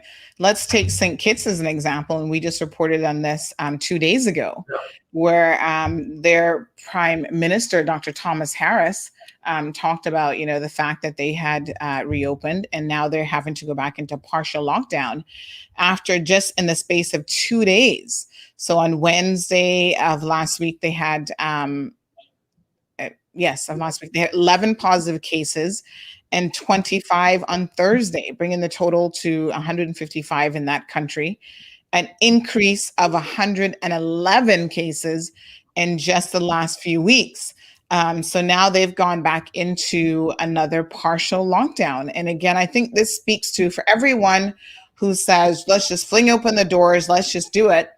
That speaks to how incredibly reckless that position is, unless the country is willing to say survival of the fittest. If every single one of you are happy with, say, for example, the US, they've now surpassed the 600,000 mark in terms of deaths, being the highest in the world still, of Americans who have died from COVID-related illness. If you are happy to have those sort of numbers here in Cayman, and you're happy to say, if you're going to build up your immunity, if you're going to get vaccinated, if you're going to survive it, leave it up to the gods to decide who's going to survive and just open the borders regardless. If you take that position and you don't care about the fallout of who might get sick or who might die, and not just, I've said this on the program before as part of the hard, cold truth, this isn't even about just death, because what COVID does is if you survive it, there is this long haul COVID that you have to deal with, which is all sorts of symptoms from memory loss to, respiratory issues for what looks like will be years to come and possibly your entire lifetime. They can't yet answer that, obviously. But there is that long haul COVID, which puts a significant strain on your medical infrastructure. We only have but a couple hospitals on this island. If we start getting a lot of people sick, where are we going to be putting them? And we're going to be in a situation like Brazil or India, where you just leave people to die in hallways, or you tell them not even to come to the hospital because there will be no hope for them. Now, we did have Cece, who was waiting to do some personal greetings. My apologies, Cece, jump back in while you can. I do want to read a few of your comments. I'm going to put on my glasses because I need to make sure I'm seeing these incredibly clearly, because it looks like some of you are getting a little bit, I got a speck on my glass. Some of you are getting a little bit in your feelings this morning and saying that I'm not an objective person. And I have to wonder what's in your tea. Let's get to it. So Magdalene says, in terms of the stipend money, she says, we're going to pay for it. And this is what, again, I don't understand how people listen. I'm not a world economist, but if you think government gets money and it doesn't come from the people ultimately, then you are sadly mistaken. Aunt Lottie's pearls of wisdom. Now, you guys know I grew up with Aunt Lottie in Tampa. She always said to me with the American dollar, she said, you see that eagle in the American dollar? It flies right out of your hand when you get it. And the same thing applies to the government. And she says, everything you get in this country, you pay for. So you walk on a sidewalk, you better believe you're paying for that sidewalk in some way, shape, or form. Cece, good morning. Good morning, everyone. Good morning, Mr. Wayne Panton, Your Highness. Blessed good morning to you. Good morning to you, but we don't have. Yeah, not Your Highness. I'm just waiting there. That's reserved for the royalty of the royal family. Smile when you hear me, but I just want to congratulate you. I really appreciate what you're doing, that you're taking your time and feeling out everything. Don't make no one rush you. But this will be the perfect time to tap Alden on the back and ask him where the $2,000 were coming from. If that wasn't buying vote, I don't know what is buying vote. Because now we're being told that it's going down to $750 per month with the opening of our borders. Yeah. All we can do is pray and ask God for guidance, protection, and help guide us as we're going straight through. However, I would also like to have a personal meeting with you. If possible, we can do that sometime soon, because we have some serious topics I want to personally touch. And this is not the right time, because I don't want to steal Sandy's show from her. Touching about the RCIPS in different government departments that are abusing their power. And if we're going to straighten up and get everything in order, I think these stuff needs to be dealt with prior to us opening. But mainly about RCIPS, because that needs a good hold a hand over that entire department. But now we are hoping, Cindy, just as an FYI, the police commissioner has promised us, because I think they have some new head of PR or something that has joined the force recently. So she's getting acclimated to her new role, but he has promised us that they will start coming on this program where they can speak directly to the majority of the people in this country. So we have that promise in hand for a number of months now, and we're hoping that he can deliver on that relatively soon. I think she's now started in the position, so soon you will be able to speak to the commissioner himself directly, or senior members of his team who will be able to convey these sorts of messages to him as well. Yeah. Okay. I think you have to remember that COVID has thrown a curveball to everybody, and the police have been repurposed, and reassigned in some cases to deal with a variety of different issues, which are all COVID related. As we start to unwind and reopen, they're going to sort of be able to go back to some of their normal activities and interacting, and Sandy, I'm very happy to hear that the commissioner indicated he would come on and speak to your viewers.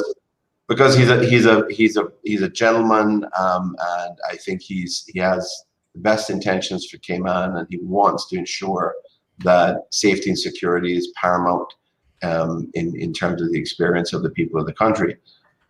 So you're going to find him a very warm, accommodating, and an open individual when you are speaking with him. Mm-hmm. So that will certainly be very positive, I think, and I look forward to seeing that happen. All right, Cindy, thank you so much for those personal greetings. And Cindy, if you want to contact my office in Savannah, which is where I am right now, but if you want to do that, you can make an appointment. I mean, I can meet you at any time, I guess. It's convenient, but certainly if you come through my office here, it's easier to arrange that. Alrighty. Well, I'll be seeing. Basically, I'm on my way, sir. Have a nice day. All right. Thanks, Cece. Give them a call. I'll get the number, and then you can give them a call. Can't promise that I'm available now, but I'm just saying. Right. Yes, he's got to get back to some other work after this. But we've got Melanie. She's asking if there's any way possible, or any possibility of encouraging parents with children under 12 to get vaccinated, even just a reduction in quarantine to perhaps 10 days. So this topic of children, and I think you guys mentioned it yesterday, because obviously children under the age of, is it 12 now, are not in the category of children who can get vaccinated. So it's 12 to 15 that have more recently been included in the vaccination pool. So they are eligible to get vaccinated. But younger children, so the problem with this really is that if you travel with younger children, or you have younger children in your household, you are then subjected to the full quarantine period. And I understand the logic of this because we've talked about the danger of children with this vaccine. Two primary concerns, folks. The first one is obviously you're trying to protect the most vulnerable people in your community. So children and elderly are particularly vulnerable. There has been some research out there that shows that children who've been vaccinated for other things, which would be probably 99.99% of all Caymanian children, have some sort of immunity, but it's still not the full immunity that you would get from the COVID vaccine, which you're simply not eligible for. So you're trying to protect them because they cannot be vaccinated. They become inherently vulnerable. And then the other thing is children, although historically they were not the majority that was dying from COVID-19 or getting sick from it even, they were what were considered vectors for the COVID-19 virus.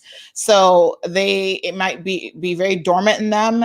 They may show no symptoms. They may be completely asymptomatic, but they are more likely, and we've talked about this before, the research is there, they're more likely to actually have higher numbers of the vaccine when they're swabbed, and they're also more likely to transmit it simply because they're kids. They don't understand the safety of washing hands all the time, of wearing your mask properly, not touching your face. So they're less likely to be able to deploy all of the tactics, the safe distancing, and those sorts of things that will help you sort of keep it under control once it starts to spread again at the community level.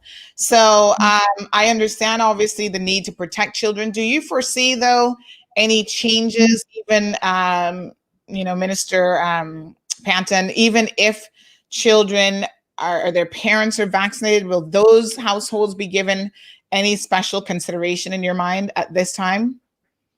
I think for right now, I don't think that's going to change anything. It's unfortunate, but those are the realities. Until the medical science tells us that there is a way to reduce the risk of, as you said, of young people and children that are unable to get vaccinated, until we can figure out a way to mitigate or eliminate that risk.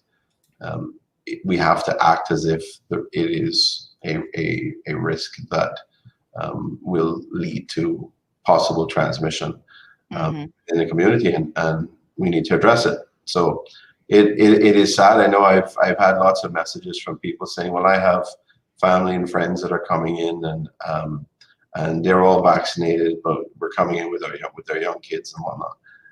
Obviously they can't be vaccinated. And unfortunately, they have to be treated as if they're all unvaccinated. It's the same rule. Like if you come in and you're vaccinated and you go and even if you go and stay with an adult who is unable to get vaccinated, then you all have to quarantine as if you were all unvaccinated and potentially infected. So that's the unfortunate reality at the moment. Now things may change. I don't know. There may be longer term assessments which indicate that certain risks are lower. I don't know. But as I said, best information at the time is what we are utilizing. You will see Dr. Lee, for example, in press conferences talking about that and saying, this is new information or that is new information. I mean, let's take a live example. We have the Delta variant that has become the dominant variant in the UK right now. Right. And that's in the UK, we're supposed to, I think as of the 21st of this month, they were supposed to have completely relaxed restrictions, and now they're going to have to delay it by a month. The reason for that is the Delta variant has been identified as being, even though the vaccine is effective against it, it is so easily transmitted and spread that it has driven like doubling of cases in the UK almost on a daily basis. So that is current information that has driven them to make a decision to delay their restrictions or relaxing of restrictions for at least a month. Obviously, when it comes to a week or 2 weeks away from that point, they're going to be reassessing the situation. If the reality is they're still having a risk of an upward trajectory in caseloads, then they're going to extend that period in terms of relaxing restrictions or not relaxing, leaving them in place because they have to protect the public health. Absolutely.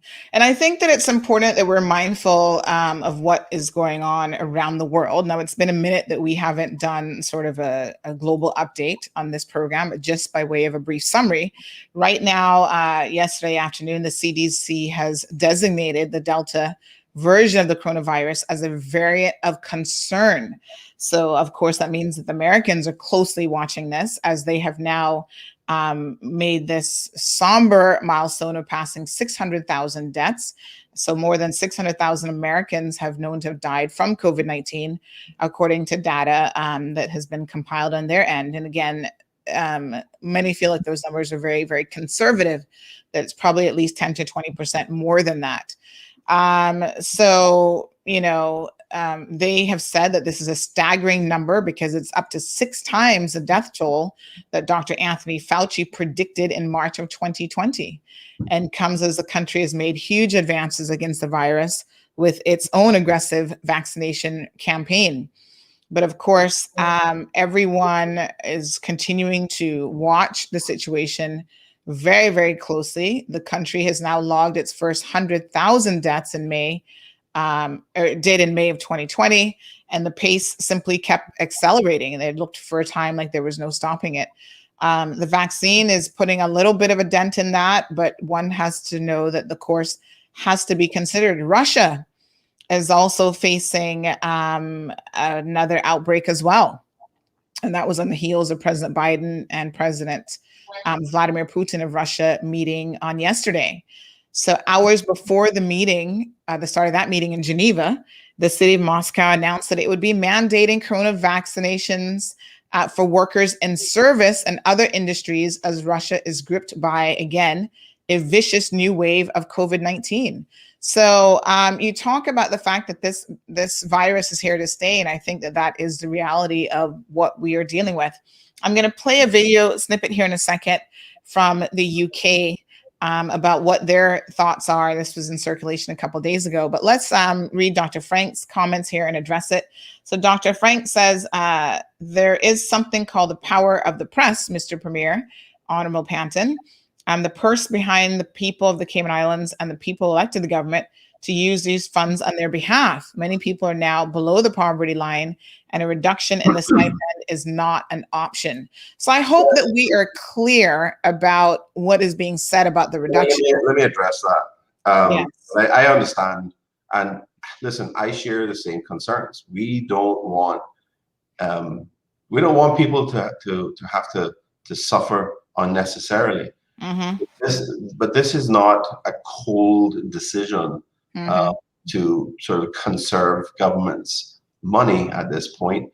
The rationale here is that with the reopening plan, we feel that when, come October and into November, the borders are reopened, people are coming in, people are returning to their jobs, returning to their employment opportunities and income earning opportunities, then they are in less need of government support. So the plan there, and this is addressing Dr. Frank, this is addressing Carson's point, which are all fair points, then the government needs to, in our planning about how we're going to be spending money, we are being transparent and saying to people, this is the thinking around this. We will continue to support you until the borders are reopened and your opportunities return, and then we will start to reduce it. We understand that it isn't going to go from in 30 days you're not going to go back to where you were financially in 2019. We understand that. So that's why the plan is to sort of reduce it by half at that point for a couple of months. And then by the time we sort of get into the beginning of the next year, our individuals should be back in a position where they're more financially stable in terms of the income that they have coming in. Obviously, we're going to reassess the position using best available information, using the realities of where we're at that time. If we have not reopened, or if the phased reopening has been delayed, then we're going to assess what the opportunities are for people and whether we need to continue to support them.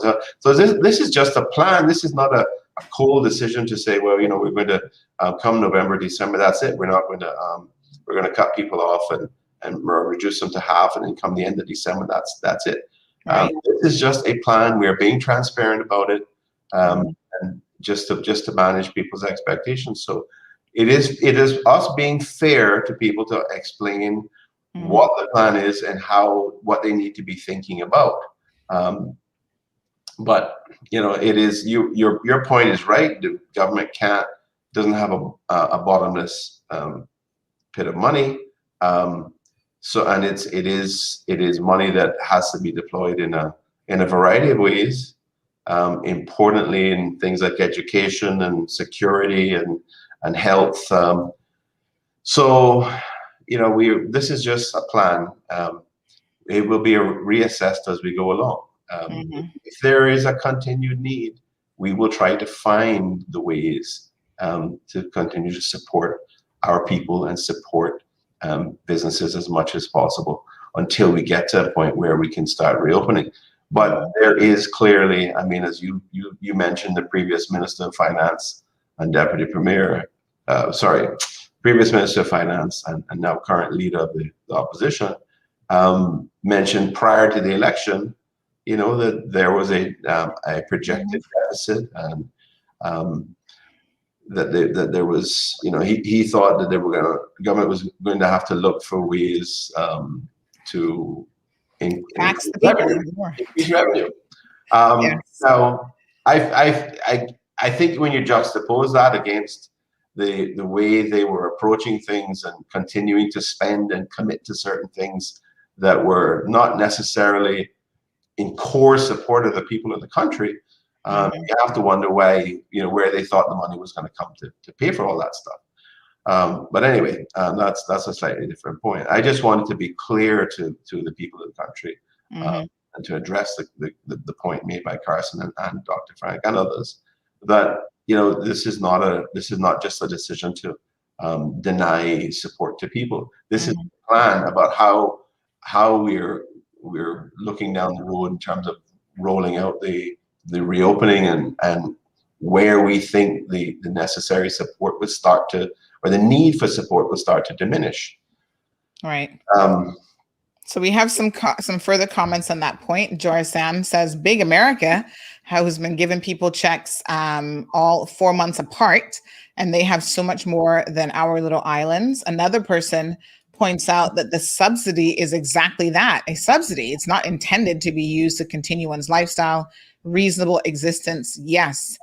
And in fact, in America, as they try to reopen and get back to normal, they're now forcing members of their community who've been receiving unemployment benefits to start proving that they are looking for jobs, because there appears to be some people who are happy getting a subsidy and not having to do anything for it. And I mentioned this a couple weeks back, that there is an issue now where companies in the US have tons of vacancies and they can't get anyone to fill those vacancies because, again, they're like, I get a couple $1,000s from the government doing nothing, essentially.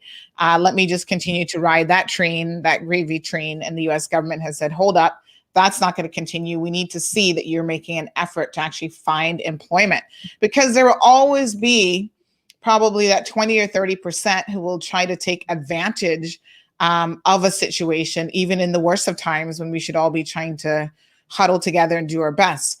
Pat Brown, good morning, says, good morning, Mr. Panton. I can remember 2017 when you lost. It's not your time yet. Try next time and around and you will win. I guess that was advice. Congratulations. I believe in you for the people of the Cayman Islands. Miss Bonnie sending her morning greetings. Miss Ramelia is also requesting that meeting. So Miss Ramelia, you and Cindy can book that meeting together. I've just sent her the details from Mr. Panton's office. David has a question. Returning residents permanently, but not for medical reasons, and have no personal accommodations to come to, do we have to pay for a quarantine? So people who are returning permanently, so I guess people who are returning home, I guess is the question. Now, when this gets reduced to 5 days, if they're taking advantage of that, or the 14 days, another big announcement that came yesterday is when these new regulations go into place, if you are traveling for non-essential travel, you will be required to pay for your own quarantine accommodations. And again, this has come out of, I've got my ear in the ground, and no one has to tell me, because I know for a fact that there have been people who have been abusing that. And you guys, for the last at least week and a half, I've been putting it on the agenda, and we've not really been able to go into it in a lot of detail. But I keep saying we're going to talk about people taking advantage of government during COVID.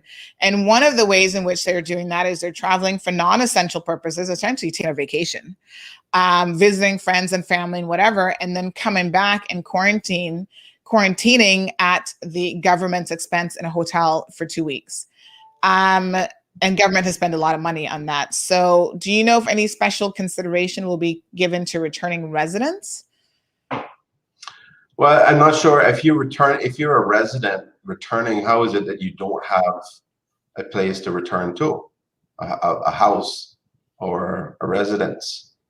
Does that mean you're a Caymanian and you're returning and you're moving back home? I think that's what this is, yes. If that's the case, and you don't have any fixed residence and you have to come in and take the time to find someplace, then I think I think you're going to have to go into the government quarantine facility. I think we'll have to assess whether or not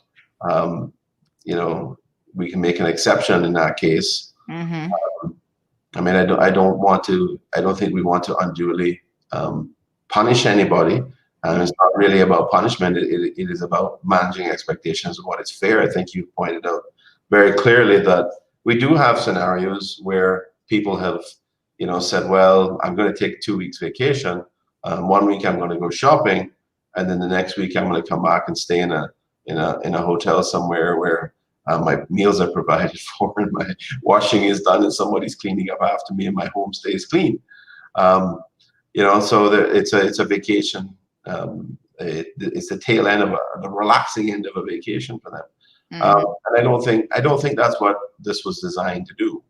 It was initially, the quarantine facilities was a really integral part of, and I think initially the only part of government controlling the risk of community transmission. Then I think we moved on to allowing people to quarantine at home, where and be monitored. And now this is, we've gone a year into this, and we know where, what the realities are and where the possible abuses are. And I think, if you're wanting to travel for non-essential reasons, it doesn't involve health, it doesn't involve, taking your kids back to school and that sort of thing, or essential government travel, then I think you ought to be expected to pay for the quarantine. Mm-hmm. All right. Government can utilize those funds in other ways, and as I said, you've heard the finance minister talk about where we are in terms of projected deficits. Mm-hmm. Those have, while we're okay from a cash position right now, mm-hmm. We are projecting a deficit position.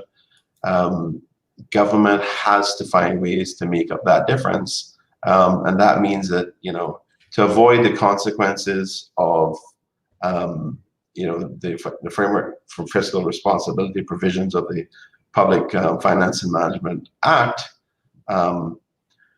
which those FFR provisions, you will remember, were put in place back prior to 2013 because of concerns of the United Kingdom that they might be facing contingent liabilities that they didn't want to have to deal with.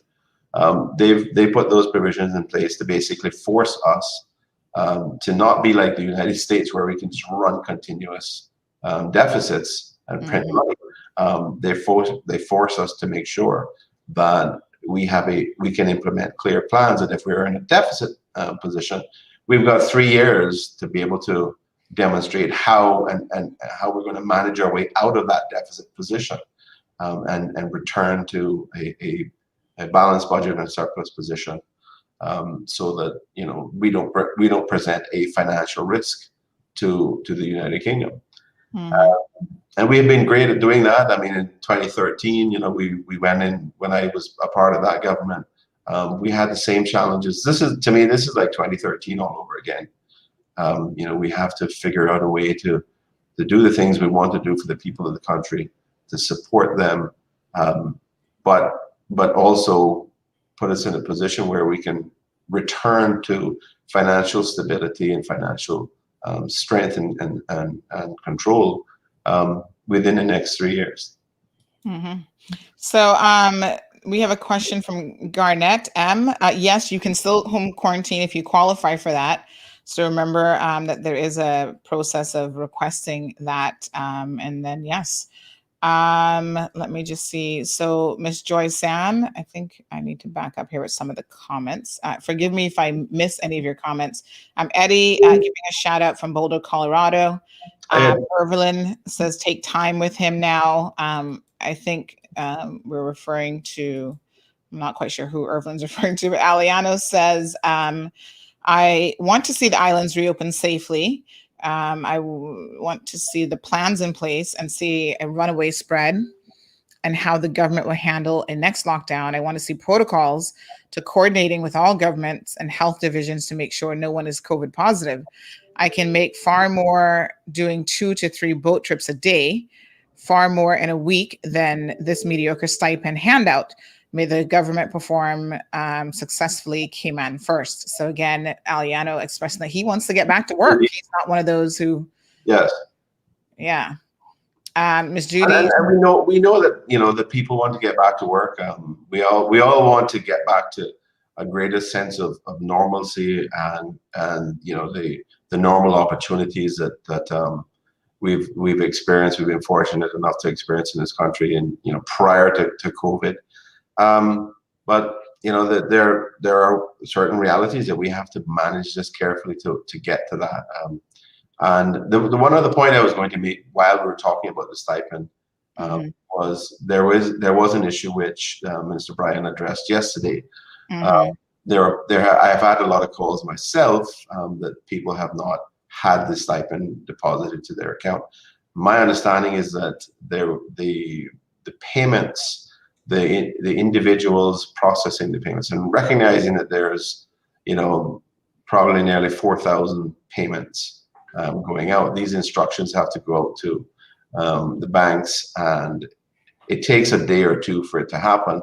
And if you miss if you're working on a particular day to get the payment instructions out, if you get it out at 10 o'clock, you're okay. If you get delayed for some reason and you don't send it until 12:01 p.m., then that means it's delayed for at least a day and maybe a day and a half. So apologies to those people who have not yet received their stipend payments. My understanding is the instructions have been issued, but there was, for some reason, a delay in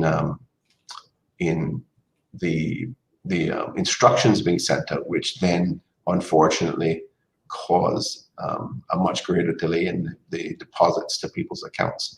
So apologies. And this isn't the first time. It is there, and it's coming to you. Yeah, and unfortunately, this isn't the first time that this has happened.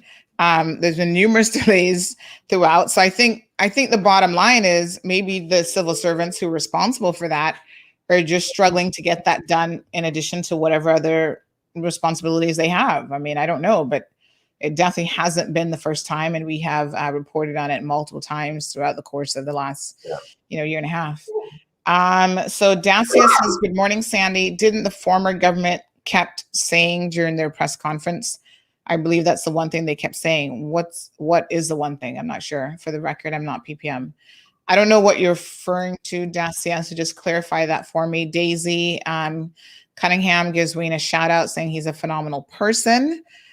Joy San says they can try to fool the people so they can make our government look bad, but we are not all fools. Can fool the people sometimes, but not all the time. They need to go sit down and let the government show us what they're doing. Time will tell, easy as that. In terms of that sentiment, I think it is interesting that the last opposition played a very supportive role to the government during COVID, and they allowed them to deploy their plans with little to no real-time criticism. And so maybe there's an expectation now that they will return that courtesy, but time will tell. Frank has an opinion here. He says, Sandy, you need to be seriously objective. Wow. This is no longer the campaign, and you're still advocating for PAC. Please tell the cold hard truth. Pump the brakes, Dr. Frank, pump the brakes. We're not okay, even if you are. Check the rise in prices. What will government do to regulate prices? You need to know that truth needs facts, and I'm hearing few facts concerning the situation of working people in the lower income bracket. Forget about the progressives and concentrate on progress for the laboring Cayman people. Seriously, gal? And then the rest of your comment gets cut off. So let me address that, since obviously that is in part addressed to me.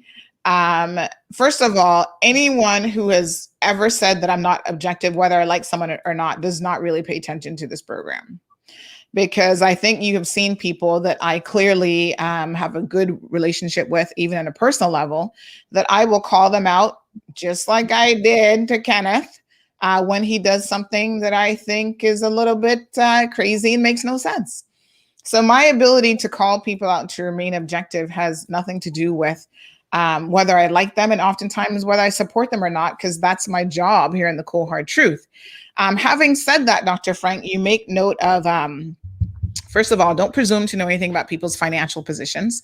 I think we are all out there hustling and doing the best that we can to make sure that our bills get paid and that we're able to survive. But what I would say about the rising prices, let me put something in context to you. So I was speaking recently with a person in the business community, and they said to me in terms of shipping. And so I want you to, when you say to this government, what are they going to do to regulate prices?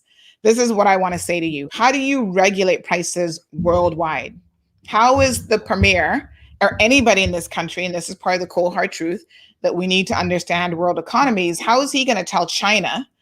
China, a couple months ago, we could get a container from your country for $2,000, $3,000, maybe $4,000. Now, Dr. Frank, listen very carefully what I'm going to say to you.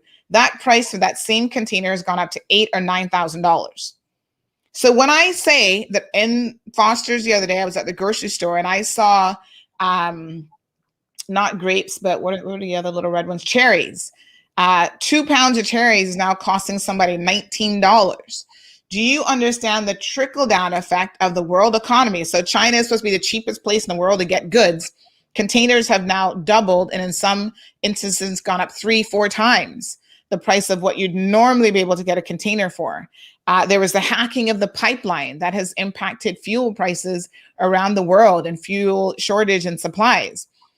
Just generally during COVID, and this continues to happen, materials are hard to get, metals are hard to get, all sorts of stuff. And as a result, there's an increase in everything trickling down to us, the consumers here in the Cayman Islands. So my question to you, and of course, Mr. Panton can certainly address this question on his own, but how do you expect the Cayman Islands government to regulate and control those problems, those issues, those prices, when local businesses, Fosters, Progressives, Kirkernels, whoever, are having to pay for the increase of doing business on the global scale? It goes down to them. So how do you expect them to regulate prices in Cayman when they can't regulate prices worldwide?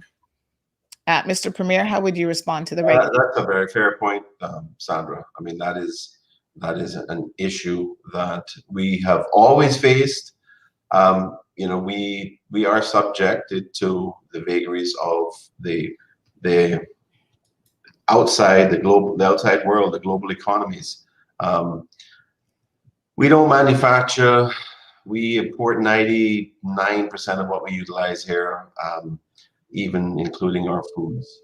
So the impacts of the global economies, the impacts of COVID, the supply chain disruptions. We've seen loads of different things that, I mean, at one time it affected the price of beef and the supply of beef, you know, and a lot of the processing plants in the US were hit.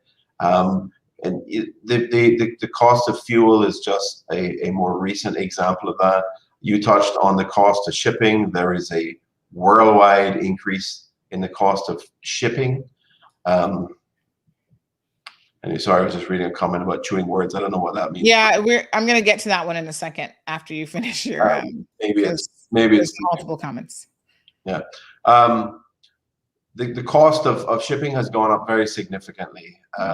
You know, these are all things that impact us. Everything that is involved, every step of the way that is involved in our people here purchasing goods in the outside world economy. And shipping it in, and there are various different stages of shipping it in here.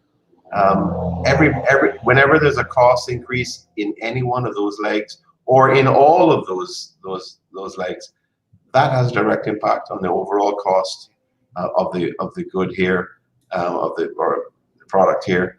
And then, you know, the businesses here have to make some degree of profit as well, in order for it to be worth their while to engage in the provision of those products.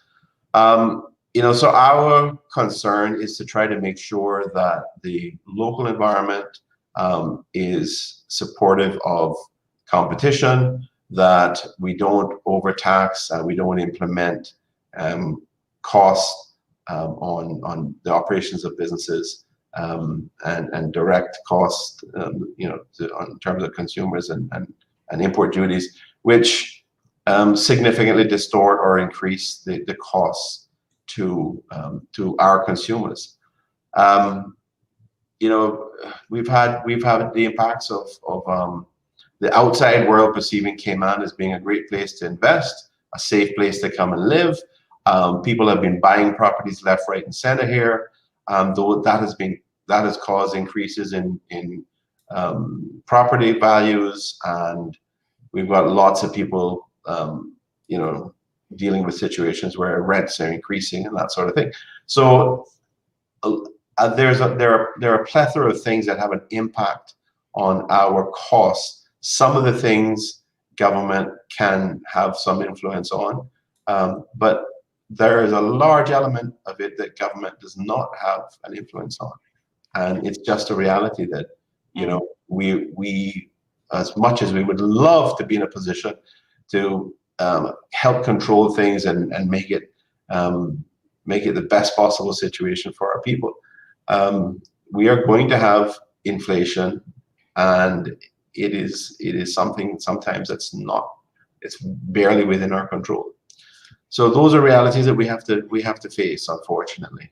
And you know, we have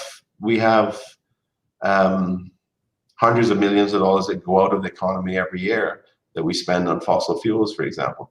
If we can find ways to transition in accordance with our national energy plan into significantly greater use of renewables, then we reduce the amount of money that goes out of the country to pay for fossil fuels, and that hopefully means more employment within the country, and that money can circulate within the economy, and through the multiplier effect produce greater economic benefits for the people of the country. You know, there are a variety of things that are in play that need to happen, that need to be accelerated, but we can't control every aspect of it. Okay, so Neelis is here making some comments. She said, "Good morning, Sandy. What a disappointment this government has turned out to be." Well, that's quick to get to that conclusion, but I remember she was very progressive, so I'm not surprised by any of these comments. But she goes on to say, "The government has turned out to be all emphasis on vaccination. PAC government is all about themselves, no insurance for the unemployed, no stipend money paid for June, no date of reopening, no jobs for Caymanians. Y'all really tricked us, but God is not sleeping." And she goes on to continue her rant. She says, "Frank, Sandy loves this government. She doesn't care about our concerns." Oh my goodness. She obviously doesn't listen to the program. "She never calls them out for any of the lies they told during the election. This government is beating around the bush, and Sandy and the media is protecting them." She continues, "Panton, stop chewing." I guess she meant to say your words. "Speak clearly so we can hear you. Nothing you all say makes any sense. PAC government is just beating around the bush. Are y'all worried about everything? Yet y'all granting work permits like it's going out of style, while 50% or more of Caymanian unemployment underpaid." And she continues. It's like we are granting work permits like it's going out of style. Yes.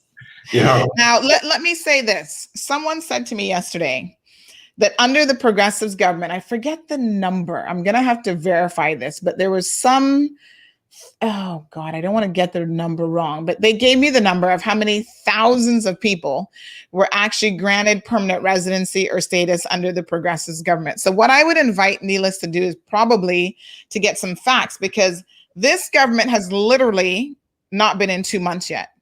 So to say that they are granting work permits or that is their policy position when they've actually not probably implemented, you can correct me if you're wrong, any directives to immigration or any of that, I find to be misinformation, Neelis. I mean, where would that be coming from? Where are the granting of work permits? The Progressives just got out. So when were these work permits granted? I mean, I don't know. It's just a question. I'm sure some work permits have been granted. I don't have the actual numbers. Yes. But, for sure, it could not have been anything significant, given the situation that we're in at this point. You know, she's entitled to. I'm not sure who she is, but she's entitled to her own opinion, and I have no issue with being held to account. Yes. We are in a position now where we are expected to be held accountable. I'm not sure what she means about chewing words. Perhaps I have to have some elocution lessons. But I would, if that's the case, fair enough.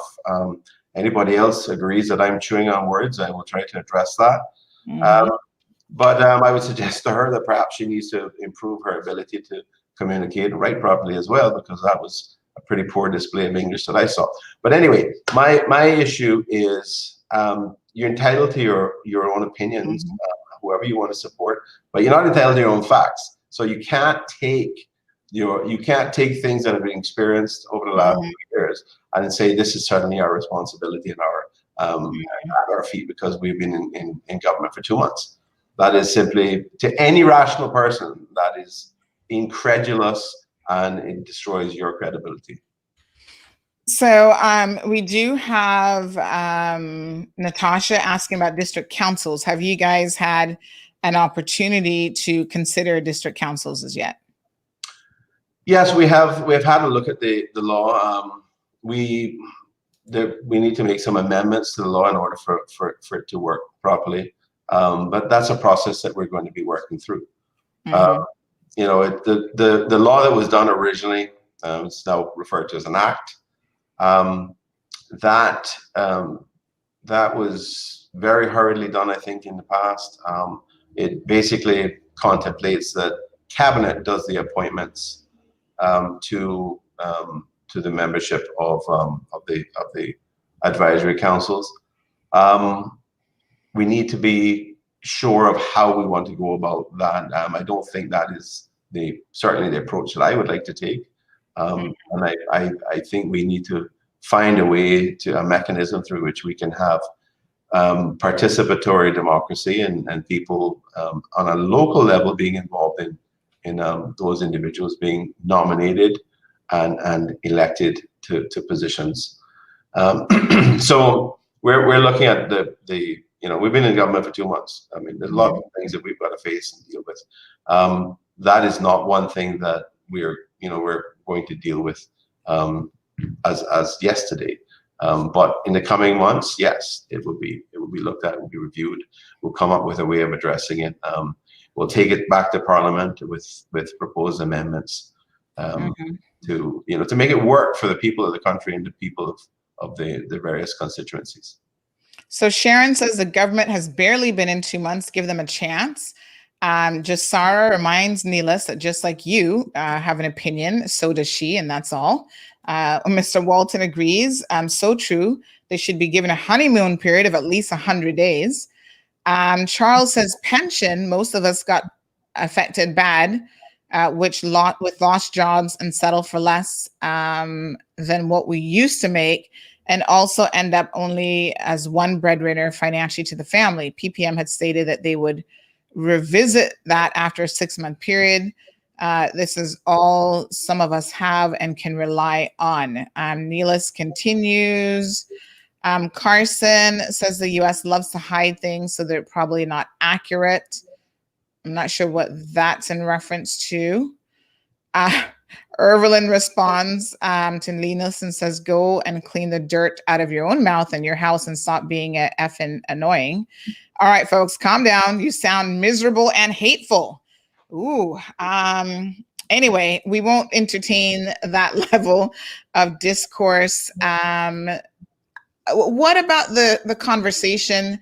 And I mean, the thing about pensions, I think everyone accepts that at the end of the day, having another raid on pensions is probably not the fiscally responsible thing to do. By the way, let me put this in the discussion this morning for those of you who don't understand the reason why it's important to follow world, regional, and beyond events. The Federal Reserve announced yesterday, I got this in my news alerts because I do watch news from all over the world, that they are projecting a rate increase in 2023. So basically rates are near zero, but it said that it's going to start tiptoeing towards reducing its mass bond purchases, among other optimistic tweaks. And that they announced on Wednesday that they expected to raise the interest rates from rock bottom sooner than they had previously forecast, and that they were taking baby steps towards reducing their vast bond purchases. So again, what that will mean for us going into 2023 is probably an increase in your interest rates for your mortgages and so on at the bank. So folks, we're only in 2021, but you can start to prepare for that and take the necessary steps towards perhaps being a little bit more financially prudent. And if you're in the process now of acquiring a home, of building a home, You've got to keep these things in mind, that your mortgages will be impacted once the federal rate starts to do that sort of stuff. So initially, they were talking, they had said back in March of 2020 that they would probably allow it to stay near zero until 2024. Now they're saying that rates are going to be rising to 0.6% by the end of 2023, up from the current position of 0.1%. So all I'm telling you is start to prepare. Like, don't let this stuff catch you off guard, where you sit back and go, well, I wasn't anticipating it, when the information is available to you. Elizabeth said that was a lot of former private sector people unemployed, and we have no financial help. That 25% withdrawal is almost done. So what is the possibility? First of all, let me just say, did not most of you take out everything you had in pensions? Like, do you really have that much left to go after?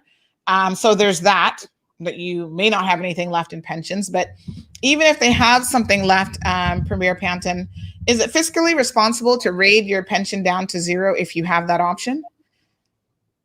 Not on a personal basis. The point of pensions is that it's supposed to be an income replacement for you when you reach retirement age. The reality is, if we destroy people's pensions or allow people to destroy their pensions right now, that means that the cost of supporting those individuals when they get to a retirement age is either going to be on the families, on their families, or it's going to be on the government. Either way, your children and their children are going to be paying more money, either directly to help support people who are going to reach retirement age without any pension benefits, or the government is going to be taxing you to raise revenue in order to meet expectations to support people. And when I say taxing, I don't mean direct tax. It doesn't matter what it is. It's money that's going to come out of your pockets in order for government to be able to fund these things. Because I don't think any government wants to see people suffering in the country and not being able to get, healthcare that they need, essential healthcare, and the basics of shelter and food. So we have got to re-examine the pension fund structure. We need to get a committee together, which we will be doing, basically to review how we go about making this better, how we go about restoring the benefits to the people in a pension fund scenario, rather than saying, yes, you can go ahead and take out more money. It's the position that the previous government took in terms of allowing a significant amount of pension money to come out, which was around $500 million, just under $500 million. Clearly people needed assistance, and what it did do was it did help the government to not have to spend a lot of money to help support people. But let's be frank about it. Taking your pension money out and going and buying a brand new car, that's not a good investment. That's not a good deployment of your pension funds. Taking money out and deciding that you're going to ditch your 25-inch TV and get a 50-inch TV isn't necessarily the best investment either. That will help your sense of satisfaction temporarily. But it is the concept of a pension is about our individual long-term financial stability, planning ahead for the future. And unfortunately, putting a lot of money in people's hands at any one time can lead us to feel like, or to lead us to make choices that don't necessarily reflect our best long-term interest. So I think, it is what it is. It was done. Let's move forward now and see how we can change the system and improve the system so that people in the country have a realistic prospect of having a more secure future, a more secure retirement. There has been a recognition for a long time that even when you compare it against government actually pays 12%, government employees get 12% going into their pension account. The private sector is only 10%, 5% from the employer and 5% from the employee.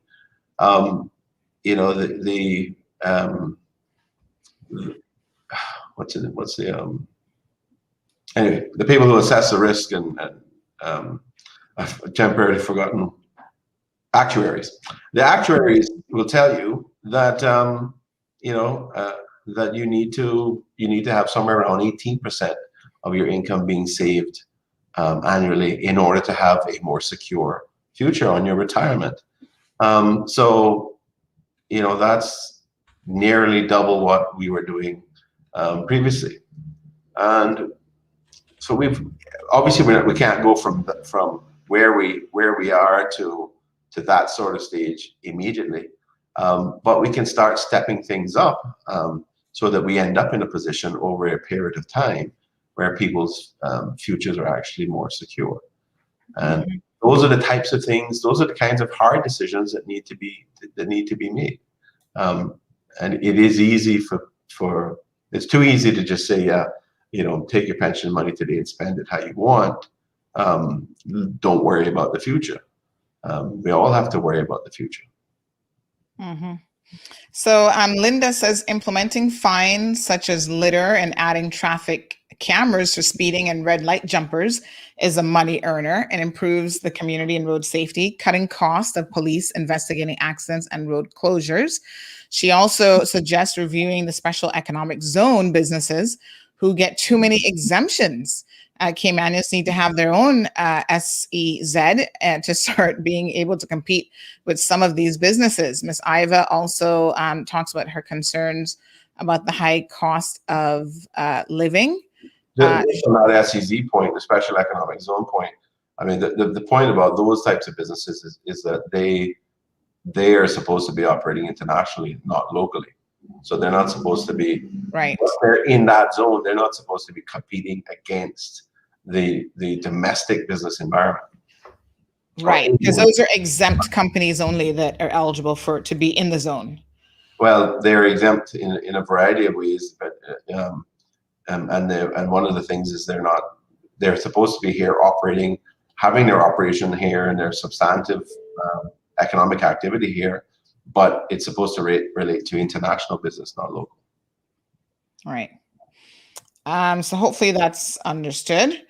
But I understand her concept, and the general feeling is, I think it probably relates more to the view that, for example, developers get support from government to do a variety of things. And the thing is that the smaller businesses in Cayman and the ordinary person in Cayman perhaps are the ones that need it more, and they're the ones that get it less. You know what I mean?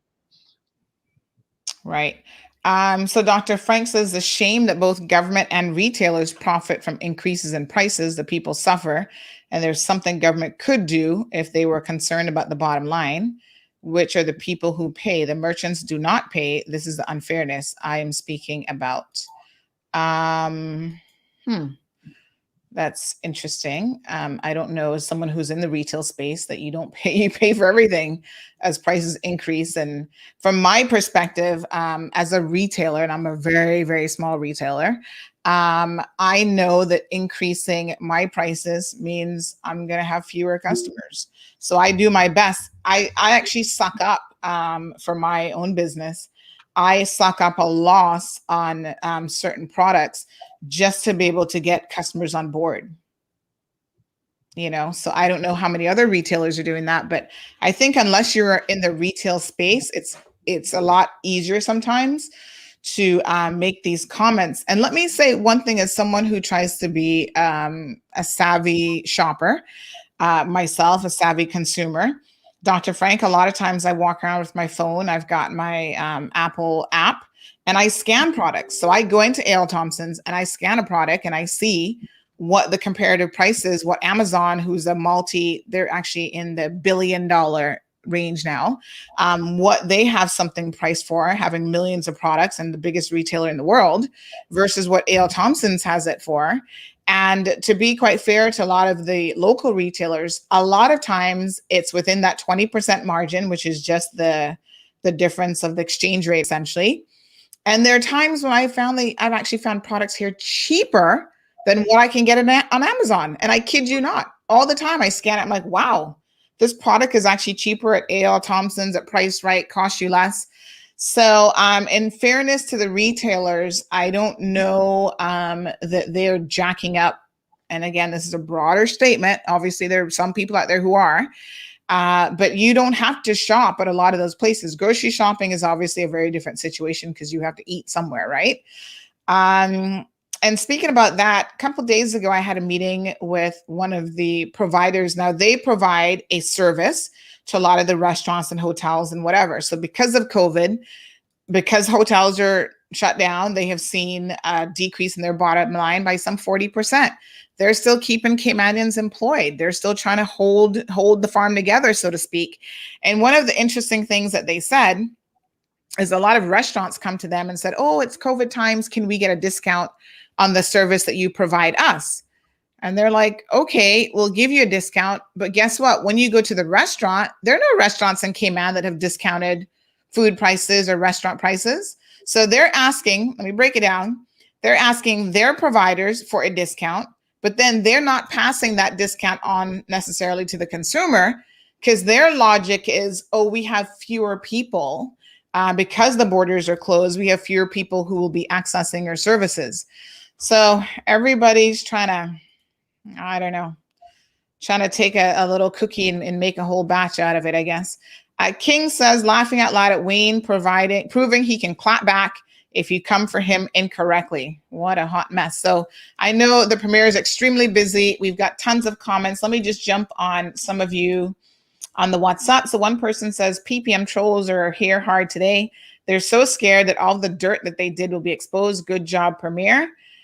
He also responds and says that very few public transport buses or bus drivers are wearing masks. Most drivers don't wear them, and they take note when you're driving around and look at the driver and passengers inside of those buses. When they pass by, you can see inside the dark tint. You will see that the driver isn't wearing a mask, and neither are the passengers. And I think that is actually still one of the regulations. Another person says, my mother always told me, be sure to save some of your earnings for the rainy days when you can't work. It's not raining, friends. We are in a storm. Children and newcomers should be considered, but remember those of us who have gone through an extreme program to make Cayman what it is now. Now, not to be exposed to these new risks. This is unfair. And we must be realistic. Having left the islands with a medical recommendation, you should be expected to pay for your quarantine on your return. I think they meant without, maybe. But if that is not mandated, government needs to plan for an excess of Caymanian vacationers and returning staycationers. I'm not quite sure I get that one. Someone else is asking about the fact that, Sandra, can you ask Mr. Panton, what about employers who can give their workers raise but don't care? But we are the ones who have to make their business. Some of us work for $300 a week and can't pay our way forward and need a better job but can't get it. One of the concerns, obviously, is during this lull, and I know the previous government has said that they would be focusing on this, and I don't know how far they got, but that there would be some sort of retooling of Caymanians to make sure that when the borders reopen, we are prepared to take jobs, whether it is in tourism, hotels, or whatever. That has to be juxtaposed against the real world situation of a lot of these hotels who don't have a care in the world in terms of actually hiring Caymanians. They would prefer to hire foreign nationals. What is your government's viewpoints on these issues as it relates to employment opportunities for Caymanians, and what's the way forward, really? Well, I mean, clearly we support the transition for anyone who is currently unemployed into employment opportunities that exist, and those that are going to come online as we transition into reopening. So there have been meetings with the Tourism Association. There have been meetings with individual significant stakeholders in that industry, and government has been very clear that we expect Caymanians to be given the opportunities to be trained, to take on roles and jobs that would otherwise be filled by work permit holders as we move towards reopening. We don't want to see them simply take an approach of saying, okay, we've got 3,000 jobs that we've got to fill. We want 3,000 work permits. That's not going to be acceptable to us. We want to see good faith efforts coming from all of the stakeholders to demonstrate that we are going to, that they are going to provide those opportunities for Caymanians, be involved in opportunities, and if they want our assistance in respect of helping to put in place the mechanisms for retooling and retraining, that's fine. We can have those conversations, but we want them to be demonstrating a good faith effort to match our Caymanians who are unemployed with opportunities that are going to be coming online, that exist now or are going to be coming online as they transition and ramp up for reopening. We made that very clear to them, and I think you've seen lots of comments in the press in that respect. There are some people who have said, well, we need to be able to start reopening so that we can provide opportunities to train people. That is a fair comment to a point. The reality is that that's going to start happening, and they're going to have to start demonstrating that they're putting their money where their mouth is. Those are the expectations that we have. Is it going to be perfect? Are we going to get all Caymanians who want a job employed through that kind of process? Probably not. But at the same time, we're not going to be happy, and we are going to put a lot of pressure on employers who feel that they can just replace jobs, replace posts with foreign workers when there are Caymanians who could do those jobs. Mm-hmm. So Damien says, why not do a survey in hotel and restaurant industry as to how many Caymanians are employed with names and proof? Olivia wants to know if the minimum raise is being considered in terms of raising that. I'm the only Caymanian where I work, and I'm the only one working part-time. All the expats are working full-time. Makes no sense. Again, the opinion that maybe works doesn't really work. Now, I think there was some mention of a survey yesterday by the Minister of Tourism. We'll have him on to perhaps get some more information on that. But it seems, Olivia or Damien, to answer that question, the government does want people on the stipend in particular to participate in a survey so that it can get a better idea of where they're at in terms of their employment-related needs as well. Natasha says a lot of them do not turn up for the Ready to Work programs. They start, but they do not continue or complete the program. Attitude is that they're getting or making more with the stipend, and we cannot have a situation like this, like the US, wherever, since they have introduced the stimulus checks, employers can't get people to work. Nelia says that she has done the training program at Works and still can't get employed. What I would say is, we've tackled this issue of Caymanian employment, the hard, cold truth about it, on more than one level. And then when I sit back and hear Caymanian businesses say to me, coming out of the public holiday that we've just had, every single public holiday, every single weekend, there's certain Caymanians that they have employed that, you can clock them. They're going to either take the Friday off sick or the Monday off sick so that they can always get an extended weekend. So when we're talking about being honest, we have to agree that there's some, and I always hope that this is a minority, but they're attracted to certain industries, that, there's some Caymanians who take this attitude that they work at their own pleasure, really, when they feel like it and when they don't feel like it. And most businesses cannot operate under those terms and conditions. So before we get too far off, let's just review quickly before Mr. Panton has to go. He's been most gracious this morning. Let's review again what was discussed at the, just a brief synopsis at the press conference yesterday. In case you missed it, it is on our, I think, Facebook and YouTube pages. But basically, in the initial comments, the Premier indicated that his government has to be guided by the science and what the medical professionals are saying in relation to COVID and how to reopen. So this bit of information that they're waiting on that postponed last week's planned press conference was in relation to this Delta variant, which everyone around the world is actually watching. Now, I know Neelis said earlier that we shouldn't be concerned. I need to start talking about the US and what's happening in the rest of the world to just focus on Cayman.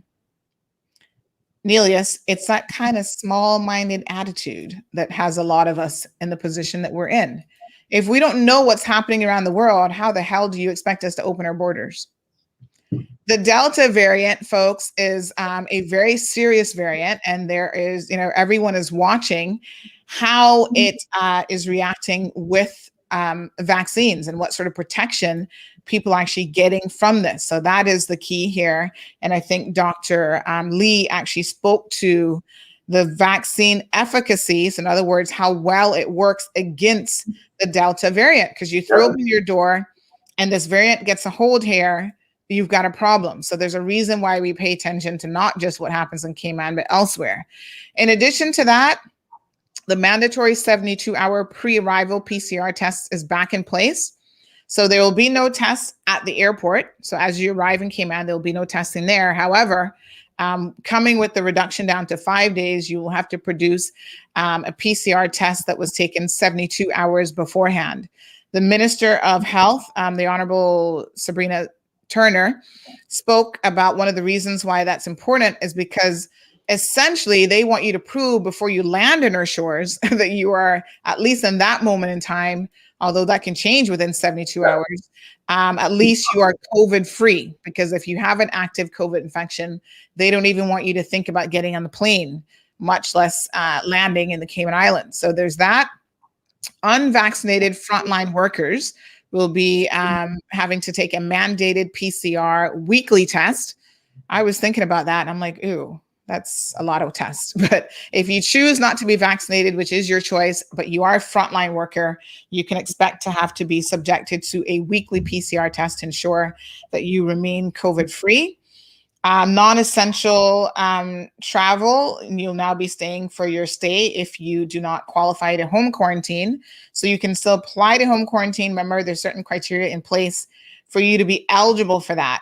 So home quarantining, folks, if you have children at home, for example, you cannot home quarantine with those children unless the entire household is able to quarantine. So if one person is still working and they need to go out to work, if you have a room for rent where people are going to be in and out, then you're unlikely to be approved for home quarantine.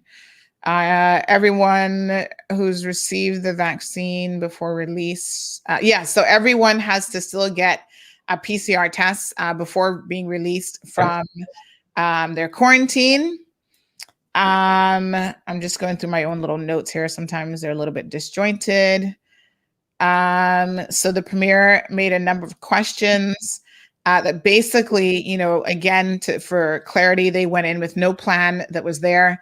So they've been relying on both the civil service and other industry stakeholders to make suggestions and start to work towards a plan. And he was grateful for the civil servants who, for the past 6 weeks, have been working diligently towards that, giving up holiday time, or not holiday time, but working holidays. Yeah. Just to be clear, Sandy, there is a program board, which is, when I say the civil servants, it's members of the wider public service as well. So you have people within the civil service, you have people from the HSA, you have people from, where else? But most of these people are not, they're all either core civil service or wider public service. And they're all involved in relevant areas around the issues, particularly health. It's called the program board. It is The chairman of the program board is our Honorable Deputy Governor. He has done an admirable job in respect of that. You notice I'm trying to articulate very clearly so that this doesn't have an issue with me chewing on words. But I want to thank them again for the incredible job that they have been doing. And they have been advising, they advised the previous government, they're advising this government.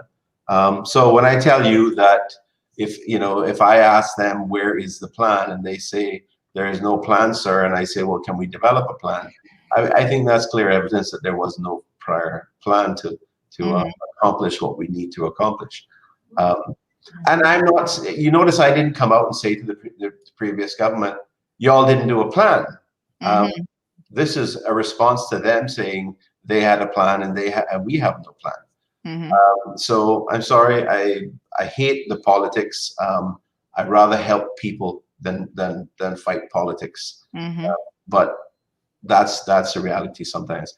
I want to focus on just for a few minutes before I do have to go on the whole issue of vaccines, because when I think most of us, many of us, let's say, have felt intuitively that the 65,000 number may not have been accurate.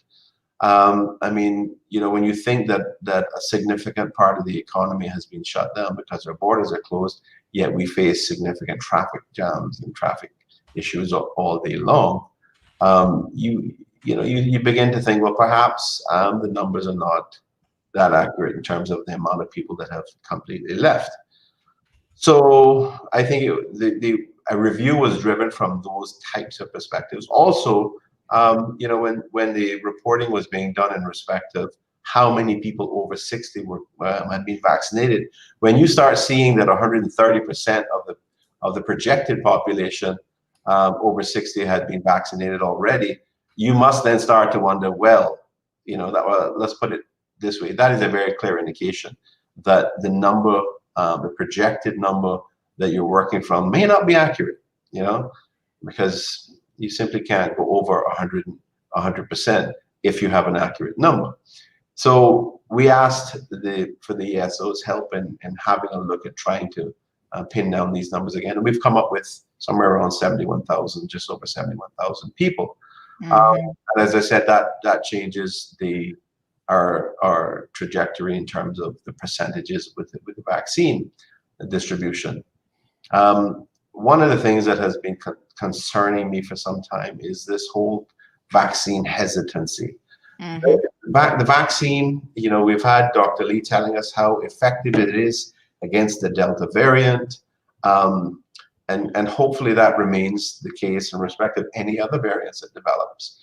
But the reality is that unless the world gets vaccines distributed in a relatively quick period of time, let's say over the next year or two at the most, we may have significant evolution of this virus into multiple different variants with all kinds of potential problems emanating from that. So the longer this goes, the longer an infection goes on, just like when you have an infection within your body, if it goes on and on and on, you have multiple different problems that can be created.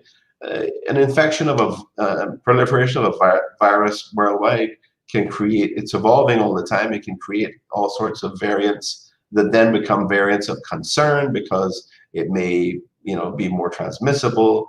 What happens if we start losing the ability to control this as we do now with this vaccine that we're getting from the UK and being provided to us by the UK for free? This is our chance, this is our opportunity for all of us to provide a future for everybody. For those people who are currently unemployed because we have not been able to reopen, I think it is selfish for people to take the position, sometimes and very often based on misinformation, but sometimes just based on being dogmatic, that they don't want to take a vaccine. Well, it's okay to say, well, individually I don't want to take a vaccine, but then if you have a lot of people that say individually we don't want to take a vaccine, then you're leaving yourselves open to the possibility that you are personally going to be impacted. But remember, and this is one of the things that drove my decision, my thinking on this initially. I used to take the flu vaccine every year for me because I don't like the flu. I don't like losing productivity. I don't like feeling bad. But this particular virus, with the reality that 98% of us may not get sick, may not die from it, but yet we can still transmit it. I'm taking it because I care about other people. I don't want to have the likelihood that I may not be affected by it, but I infect other people. And the key for us to reducing that risk very substantially is this vaccine. And we need to get more people taking the vaccine. I think the numbers we outlined yesterday is to get to 80%, which is the view now that you need to get to around 80% of the population in order to have some, reasonable degree of herd immunity. That's going to take an additional 17,000 people getting 2 doses of the vaccine. Now, you know that there are lots of people out there who are resistant for one reason or another. Please, ladies and gentlemen, you need to think about the good of the entire country and don't rely on misinformation. I see so much of this stuff being circulated on social media. So much of it is just nonsense. It is pure nonsense. And, talk to your doctors, talk to people who you trust in terms of understanding these things. I mean, I've heard lots of people, lots of Caymanian parents say to me, well, I don't want my 25-year-old or 22-year-old to get the vaccine because I want to be a grandparent. And I think, well, exactly how do you conflate a vaccine which is going to help your immune system protect you against a virus with a process of procreation and the biological process of having children? I don't understand it. The way the vaccine works is it teaches the vaccine that we have is the mRNA messenger RNA based vaccine, which is done by Pfizer, BioNTech, and all it does is it tells our immune system to create a protein that reflects and that is the same protein that the virus has on one of its spikes that it uses to connect to our systems, our cells in our bodies to manufacture more copies of the virus. And it is just telling our system, hey, if you see anything like this protein, attack it, destroy it, right? And so when our system is trained our immune system is trained to recognize that protein, subsequently, if we've had 2 doses plus another 2 weeks, our system is at maximum alert there and has maximum capacity to protect us. If we then get exposed to the virus and it identifies this one protein that is very consistent with the virus, it identifies that and says attack it, destroy it, and it prevents then the virus from infecting our cells and being able to replicate itself by using our own bodies. That I don't understand how people take that system and say that can have an impact on your ability to have children. There are people all over the world that live in very poor conditions that get infected, that have all sorts of other viruses, other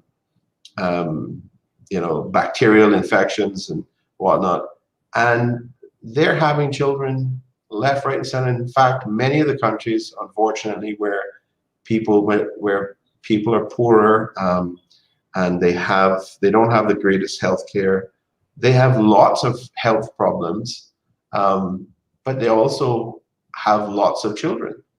And if you can have a biological process which can be very effective to have children in circumstances like that, how is it that people feel that having a vaccine which is designed to identify a particular protein and telling your body to attack anything that has that protein, how does that relate to the biological process of having children? I have no idea.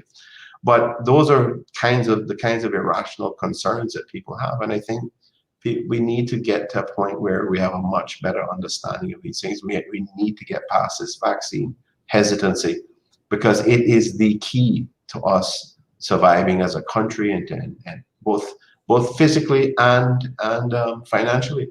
We know the economic impacts that lockdown and closed borders have had.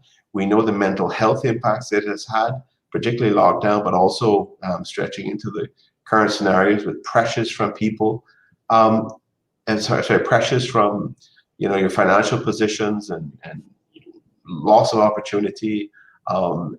Government is helping, but is government going to continue helping? The check hasn't arrived. All these things create a lot of stress, and we understand that. We want to eliminate that, but one of the things and one of the keys is we need to get to a point where we can start to reopen safely. That means people need to get vaccinated. And this is something that we need. We've taken vaccines all of our lives to address childhood diseases that cripple people. You remember polio? My grandmother suffered from polio when she was a child, and she ended up with one leg much shorter than the other one. Polio used to kill and maim and disable millions and millions and millions of people. As I said, my granny was one of them. And we've learned to eliminate it basically from most developed countries by the use of vaccines. And this is no different. This is just the latest challenge. And using misinformation and passing along nonsense, and every person that unfortunately passes away from all different circumstances, all of a sudden they become the latest example of somebody who has had a shot and died from it. This is simply not true. I'm sick and tired of trying to put out fires from all this kind of stuff. I check these things out and I find out, because it becomes rampant then and spreads around. Yeah, this person died because of this. I wish we were in a situation where nobody died until they were really old and gray and had lived a full and happy life and were ready to move on to meet their maker. But the reality is that any one of us, we don't know what our futures are. But you can't, because people have suffered on misfortune, or families have suffered misfortune, you can't just speculate that that's what it was. And I can tell you that it's not happening. We've had two people, as far as I'm aware right now, we've had two people who have had to have treatment at the hospital because of reactions to the vaccine. They were not life-threatening situations. They were successfully treated. And these things happen. We've had now probably, I don't know, it might even be 2 billion people around the world now that have been vaccinated. Certainly, a month or two ago, it was 1.2, 1.3 billion people who had taken the Pfizer vaccine. And, people are not dropping dead from the Pfizer vaccine. They're dropping dead from other things, and they're dropping dead from getting COVID.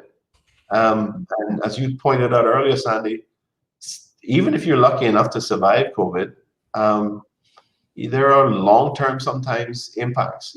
There's damage brought onto your lungs, which you don't know what the longer-term impacts of that is. And but if you think in terms of COPD and people who smoke, and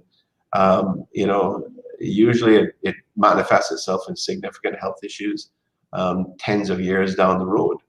Anytime you have this kind of damage. So please, you need to trust the system. You need to trust your local doctors. You need to trust, the opinions of people like Dr. Lee. Look at all the videos that have been done by the HSA doctors. These people, their primary care and concern is for your safety and for the greater public good. And they're out there saying, take your vaccine, this thing helps. And then people will go and pass along YouTube videos by people saying, this is, trust us, this is the case, and don't touch this and that. Come on, you don't even know these people. You don't know who they are. They're making up all kinds of nonsense, whatever their motivation is. But you won't trust your own local doctors that you go to every day to save your lives? Folks, please, This is a huge public health challenge, and this is a public health challenge, and it's an economic crisis as well. We all know that, and it's individually, it's a financial crisis. So this is a key for us getting back to the point where we can safely reopen and minimize the risk to our people. You don't know until you're in the position of being in government, particularly being the premier. It's a huge burden to be responsible for the lives of people in a scenario like this. And none of us want to be in a position where we make decisions and people are put in harm's way as a result. And we need to, I think very clearly, we've got a solution here, and we need to actually embrace it and utilize it, because this is our way out of this. This is our way forward. Hopefully the rest of the world will get vaccinated quickly, and we won't have any variants develop which can avoid or impact the efficacy of this particular vaccine as well as others. But there is a chance that can happen, and the longer we delay, the longer there's prevarication of people taking the vaccine or saying they're not going to take it, the worse it's going to be. There've been plenty of people that swore blind that COVID didn't exist. And they ended up in hospital on Facebook saying, "Please, I was wrong. I'm dying. Please don't believe anything I ever told you." And this is real. So this is the solution. Let's get on board and accept it, and do what we have to do to keep ourselves safe, to keep our families safe, to keep our fellow citizens safe, and to return to some degree of normalcy, some degree of restoration of economic health opportunity. Even if we don't fully get there. Thank you again, folks. This is the first time that we've had this premiere, and as he pointed out, any premiere in the program, the Honorable Wayne Panton, the Premier of the Cayman Islands, leader of the pack. And we've gotten some insight into what they've been doing. He stayed with us well into overtime, and we appreciate that. There's a couple of videos, so don't log off just because he's leaving. There's a couple of videos that I do want to share with you all. One has to do with a gentleman who is sharing his story, where he is warning not to reopen too soon. I think this is in the US. It was on Sky News. It could be the UK.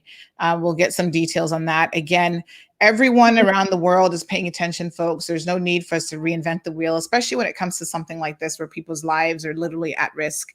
I think we just need to take our time and try to do it right. But the bottom line also is that we have to reopen. Staying closed, because some people seem to think that that's a possibility, is not a reality that we can endure forever. So it's a question of when and how, but not a question of if. Thank you again, Mr. Premier. We appreciate it. Everyone saying thank you and sending their messages. Yeah. We look forward to seeing you as a regular fixture on the program. And then we won't have to have these 3-hour marathons. Yeah. Anyway, thank you very much again, Sandy, as usual. And thank you to all of the people who tuned in, who provided comments. Even those who disagree, have different opinions, that's fine. I encourage dialogue on all issues, whatever your perspective is, as long as everybody's being respectful to each other. That's the way to have constructive absolutely dialogue. So thank you very much. And yes, thank you. Let me wish the people of the Cayman Islands and those who are watching wherever you are in the world. I know there's some in the UK and some in the US and different parts of the world. And thank you all very much for tuning in and participating. And I want to wish you a wonderful Thursday afternoon and a wonderful Friday and going into the weekend. The job in government never stops. It's a 24-hour, 7-day-a-week job.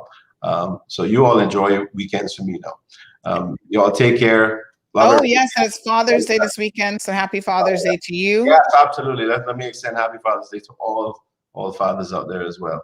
Yes. Thank you very much. Thanks very much. Okay, my dear.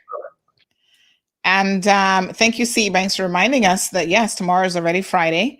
And right after that, we've got, Father's Day this weekend. So big shout out to all the fathers. Maybe we'll talk a little bit about that. So we have some social, some WhatsApp messages. So one person says, "Good morning, Sandy. Listening intensely. Never mind the critics. You're doing a great job, good job. Keep on. Love our new PAC government. Got to task and do what needs to be said and done. We ought to know there's lots for them to do. I'm putting some faith in PAC that they will do what's right and honorable and work for the people of these 3 Cayman Islands we call home. On another matter, no, the previous government never made any efforts to even allow me to sit and address the serious matters." And then they talk about something personal. So I don't necessarily want to put that out. Yes, I did reach out to 2 MPs, but never heard anything yet. So thank you, Neelas. She actually says, "Thank you for joining us, Mr. Premier." What a hot mess. A big shout out to Lavanya, message from her. Let's have a quick message she sent us yesterday about our attendance at the press conference. Sandy, I am so proud of you. Seeing where you coming from with the other government, they're holding you down, didn't want to invite you to nothing, and now seeing you out there with your questions, I feel so happy for you. Just goes to show how people could keep you down, no, when they're ready. But anyway, you're doing very, very good, and like I said, I'm proud of you as a Caymanian all around. I am so proud of you. Just letting you know that. You gave me cold chills coming in my car when I heard you, like, Sandy from CMR. Like, yay, go Sandy. I just wanted to say, yay, Sandy. If I could have just come on live and say, you go, girl. Anyway, thank you, and you just stay true to yourself and stay. You cracks me up. Sometimes I'd be like, I be in my kitchen obviously every morning, and whenever you are live, I get a notification. So I'm on there listening to you, and depends on what it is. You have some of the funniest facial expressions, and when your little Cayman accent kick in, I like, yeah, here, and I be there talking to you like I'm talking to you in person, because obviously I'm in the kitchen by myself too. And I'd be like, yes, Sandy, you tell them, yes, Sandy, you all hear me. I'd be like, okay, Sandy. Them no without prejudice in Jamaicans, when they're watching TV, they're talking through the whole thing. Yeah, I sounds like that, and that's not me. But anyway, I'm blabbing now, so sorry. Just saying, you keep up the good work, Sandy. You go, girl. Thank you so much for those positive messages. Thank you, Dana. Thank you, Loretta, for those messages as well. Let's just have watch 2 videos. One is a snippet from the UK in their parliament talking about the fact that COVID is here to stay. And I know Neelis, for example, is of the opinion of why are we focusing on vaccines? Well, that's our only hope. I mean, what is the alternative? Knowing that this disease is not going anywhere, this infection is going nowhere in a hurry. And in fact, all these variants are coming up like every other day sort of situations. Let's have a look. Will not eradicate COVID-19 from the UK. There will not be a time when we can say that there will never be another case of COVID-19 in this country. Secondly, variants will keep on coming. There will be new variants every year. If the government's position is that we cannot open up travel until there are no new variants elsewhere in the world, then we will never be able to travel abroad ever again. And the third fact that the government needs to state much more clearly is that sadly people will die from COVID here in the UK in the future, as 10 to 20,000 people do every year from flu. It's incomprehensible, I think, that one of the most heavily vaccinated countries in the world is one that is most reluctant to give its citizens the freedoms those vaccinations should support. All right, folks. So a dose of reality there in terms of we have to open. People will die even here in the Cayman Islands from COVID. And we're going to have to get used to that reality. Lavana is laughing at her message. Thank you so much for the kind message. And make sure you guys check out Lavana's Kitchen there in Windsor Park. Some of the best local food that you're going to taste, and generous portions, I must say. They don't shy away from giving you enough to fill your belly. Let's now watch a video, which again is a father warning people in the UK, and this should be a warning that we could take heed all over the world to not reopen too soon. That's the message of this gentleman. I'm having to do physio because I've lost I've still lost Oh, wait a second. Did I turn? Hold on. I'm not sure I turned on the audio on that one. 1 second. Give me 1 second here. Sometimes I forget. I forget to actually turn the audio on. So let me just re-add it. And I'm going to double check that I had ticked that. I may have, but I cannot remember. All right. So let's just re-add it. Here we go. I'm having to do physio because I've still lost a lot of movement.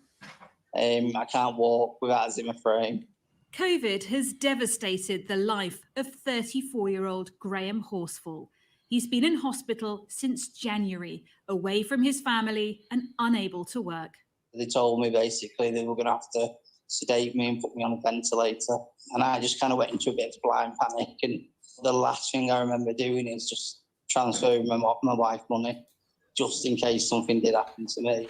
Graham says he's living proof removing restrictions can't be rushed. Why should we be more cautious about it now to make sure there's not people that are going to be suffering for years to come, having to recover themselves again, having to possibly live off the state because they can't work now. Vaccination is breaking the link between infection and hospitalisation, and it's now on offer to those under 30. From tomorrow morning, we will open up vaccination to people aged 25 to 29. Over the remainder of this week, the NHS will send texts to people in these age groups, and of course, GPs will be inviting people on their list to come forward. The government wants every adult offered a vaccine by the end of next month. Secondary school children could come next, with teenage infections rising fast. This West London classrooms not for lessons, but surge testing. The process looks the same with the students, but the results are then analysed by a lab. So they're collected by Hounslow and analysed, and it just allows the public health team to identify what strains are, transmitting in the area, which is really important, obviously, from thinking about a public health perspective. This area and others have rising cases of the new Delta variant. Surge testing and vaccines can hold the spread, but it's tight, and that's why some are calling for caution. I'm very reluctant to say that we should not go out of lockdown on the 21st of June, but I think the figures are in now, and it would be wise for the government to announce right away a delay in opening, just so that we can all plan for the post-21st of June period. But a delay would be a hard sell to many. No decisions yet, while data is analysed. We'll know in a week whether our lives in lockdown are over. Laura Bundock, Sky News. I'm having to do physio. All right, folks. So we know that now that delay is going to happen. It is what it is. This, countries are having to minute by minute analyze the data that's before them, make tough decisions that, yes, will impact everyone in their respective countries. And unfortunately for us here in the Cayman Islands, we have been in a bubble. And that bubble, in my opinion, has created a lot of lackadaisical attitudes, even as it relates to vaccinations. There are people out there like, why get vaccinated? We don't have any positive cases. That's because we've been living in a bubble. The borders have been largely closed. As we fling open those borders, then people start to die. Then you're going to want to uprise and blame the government for opening the borders and killing people. You can't have it both ways. Carson says, what do I know about Windsor Park? Child, I know a little bit, just a little bit. I'm a Boilers Road girl, so make sure you know your history. So yes, I'm a Georgetown. I'm a towner. Don't get it wrong. And Neelis, talking about Irvlin, I don't even know what Irvlin said that has Neelis all upset. Neelis, we respect everyone's right to say what they want to say here on this program. I don't know what happened to you this morning, but you definitely came out with an attitude. Let's put it that way. May I make some recommendations to you, Neelis? I do not know you, but trying to share your opinion this morning, you just come across so, what's the word that I could tell you? Not impressed. I know you were pulling for the progressives. That's history.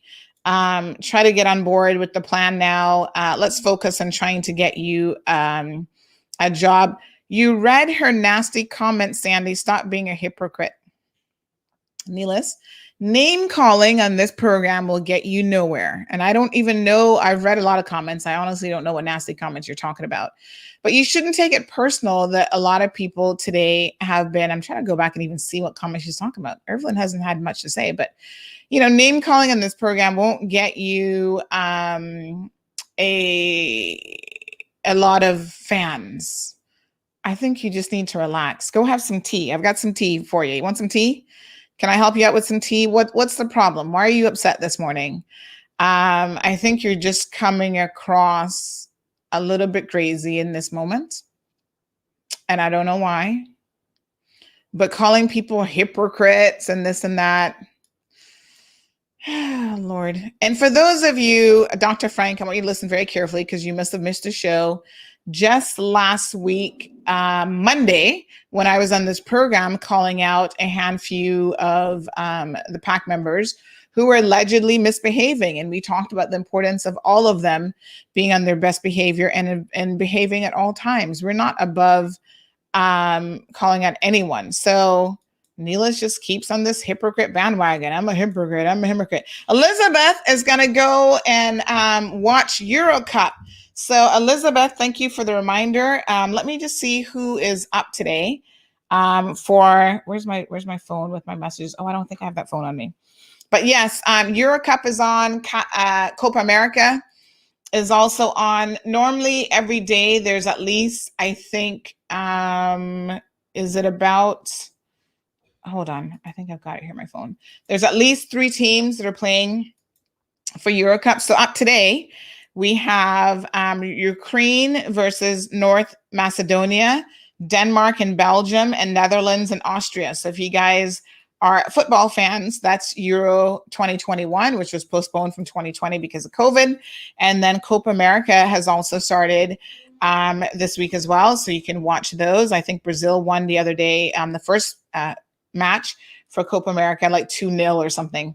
So if you're football fans, folks, definitely check those things out. Lots going on to kind of take your mind off perhaps some of the stresses. Carson wants a mug. Carson, let me put that on my mug list. A little tongue-in-cheek there, mug list. And then there's the mug list. But let me add you, Carson, to the mug list because when they get in, they have been ordered. And the company's sorting that out for me. So once they come in, Carson, I'll be able to let you guys know in terms of pickup. Elizabeth, Denmark, Belgium versus Denmark is next. Yes. So good luck to all the teams. I don't know who's the fan favorites in this. Is Italy? How's Italy? Have they played yet? I don't know how they're doing, but I think sometimes they're a pretty strong team. And it is what it is. No, we can't broadcast the games, Carson, because we would get in trouble.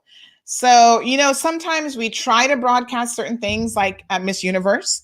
So we put that up there because a lot of people were like 1,000 people watching that. Facebook cut our feed right in the middle of watching it because someone else halfway around the world who has the rights to air it made a claim against that. Now, when we objected saying this is fair use, they released their claim. But by then it was like 2 days after the pageant. So we have to be very cautious. We try to air the ones that are like Cayman playing in any qualifying matches because those are more Caribbean and it's less likely that someone is going to make a claim against those. But these big international matches, child, that's how they make their money, to ensure that you're paying somebody to be able to watch the game. So if you want to know how to watch the game, message me privately and I can sort you out and tell you all about that. But in terms of us streaming it here live on CMR, we don't want to take that chance. Carson says that Italy won 2-0 as well. Maybe it'll come down to Italy and Brazil like in the finals. That would be pretty cool. All right, folks, I think that's all I've got for you. Again, thank you so much for tuning into the program today. We certainly appreciate all of your love and support. The naysayers, I think if you watch the program a little bit more often, you'd probably get an idea of exactly what we're all about here in the Cold Hard Truth. One point of correction. Yesterday, we spent a good deal of time talking about Mr. Noel Cayasso Smith and the Cayman AIDS Foundation. What we have since discovered, much to our shock and surprise, Mr. Smith has made a partial payment on the rent arrears, but what he has done is he's never communicated that the payment has been made. So remember yesterday I was saying, we're still waiting on his response. So here we are assuming he had made no payment at all, when in fact he had made a partial payment. The other problem is with a partial payment, he has ignored the invoice amount for whatever reason, thinking that he doesn't owe that, he's going to pay what he wants to pay. But it meant that when we were looking for the payment and the invoice amount, it wasn't actually found because he made an underpayment. But I wanted to make sure that I informed you guys, as we do in the Cold Hard Truth, of any updates. And we always want to be in a position where we're being truthful, we're being accurate. We don't ever want to accuse anyone. Although he didn't communicate with us that the payment was made, I can now tell you that a payment was actually made in May that was completely missed because he didn't communicate that he had made the payment, first of all, as he had done every single time in the past. And then secondly, because it was an underpayment and we were looking for a certain amount and that's not what was paid. So now we have to chase him for the difference. Anyway, the point being that when you run a nonprofit organization, folks, try to just do things as professionally as possible. You don't get to choose what bills to pay and whether you're going to be professional or not. Just keep it on the up and up. It's just so ridiculous. Anyway, it is what it is. Again, thank you to the first set of guests that we had in the program today. We'll be having more guests in relation to the Roy Bodden Symposium that's coming up. We'll be having more of those guests on with us next week. So make sure that you tune in for the programs. Carson says he'll be watching. He's here every day. So Iva says, Carson, the ladies starting in July, is that women's football?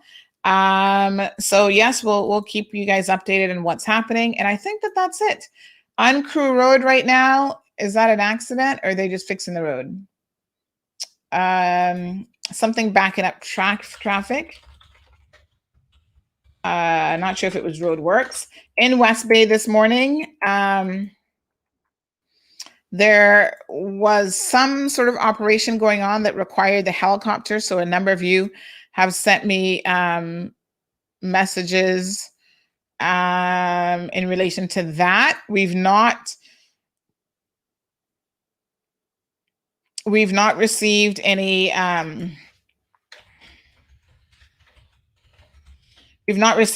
indication of what was happening, but we do know that the helicopter was up and there was some police presence in the Logwood area. So yeah, so that's something's going on there. Thank you, Mr. Tommy. Said he enjoyed watching today. Happy to listen to the premiere. Thank you, Miss Iva. I think mango season's over, isn't it, Miss Iva? Much to my dismay. We also, by the way, have invited the Cayman Islands Football Association, since we're talking about football, the president, Mr. Alfredo Whitaker, on the program so he can explain to us what has been happening in relation to the Football Association here has been fined. The Cayman Islands Football Association has been fined about $50,000. He has been prevented or banned for 6 months from being at any official matches and so on. So Carson says, bless up, Scooter from West. Sandy, BF. Who's Scooter? I don't know who Scooter is. So thank you, Tracy. Tracy says, great job. So proud of you. Thank you for keeping it real. And we need true news and a place for free speech. CMR does just that. Ooh, Miss Iva, you still have, girl, you just made my day. Do you still have my favorite mangoes? Because remember that tree carries like 4 different mangoes. Tell me if you still have Cayman mangoes, because I'm coming today. Because I know the mango season now is kind of like coming to an end for most trees. Our East Indian tree only has a few left. So I'm anxious to get my last batch of local mangoes in for the season. Kevin from West Bay. Which Kevin? I don't know which Kevin from West Bay. Kevin. Which Kevin? Anyway, I don't know which Kevin. DM me. All right, folks, that's all she wrote. Thank you guys so much for tuning into the program tomorrow. We may have Alric Lindsay on tomorrow. He's been feeling a little bit under the weather. So we're going to check on Alric and see how he's doing. But nonetheless, tomorrow is Friday. So tune in. We're going to have a Fab Friday, and we will just keep it going. Keep it moving. That's what we do best. You guys have a wonderful day. Thank you for tuning in to another edition of The Cold Hard Truth. Make sure to check Facebook for showtimes and more information and the latest news at CaymanMarlRoad.com. Subscribe to our IG and Facebook pages to get the latest happenings.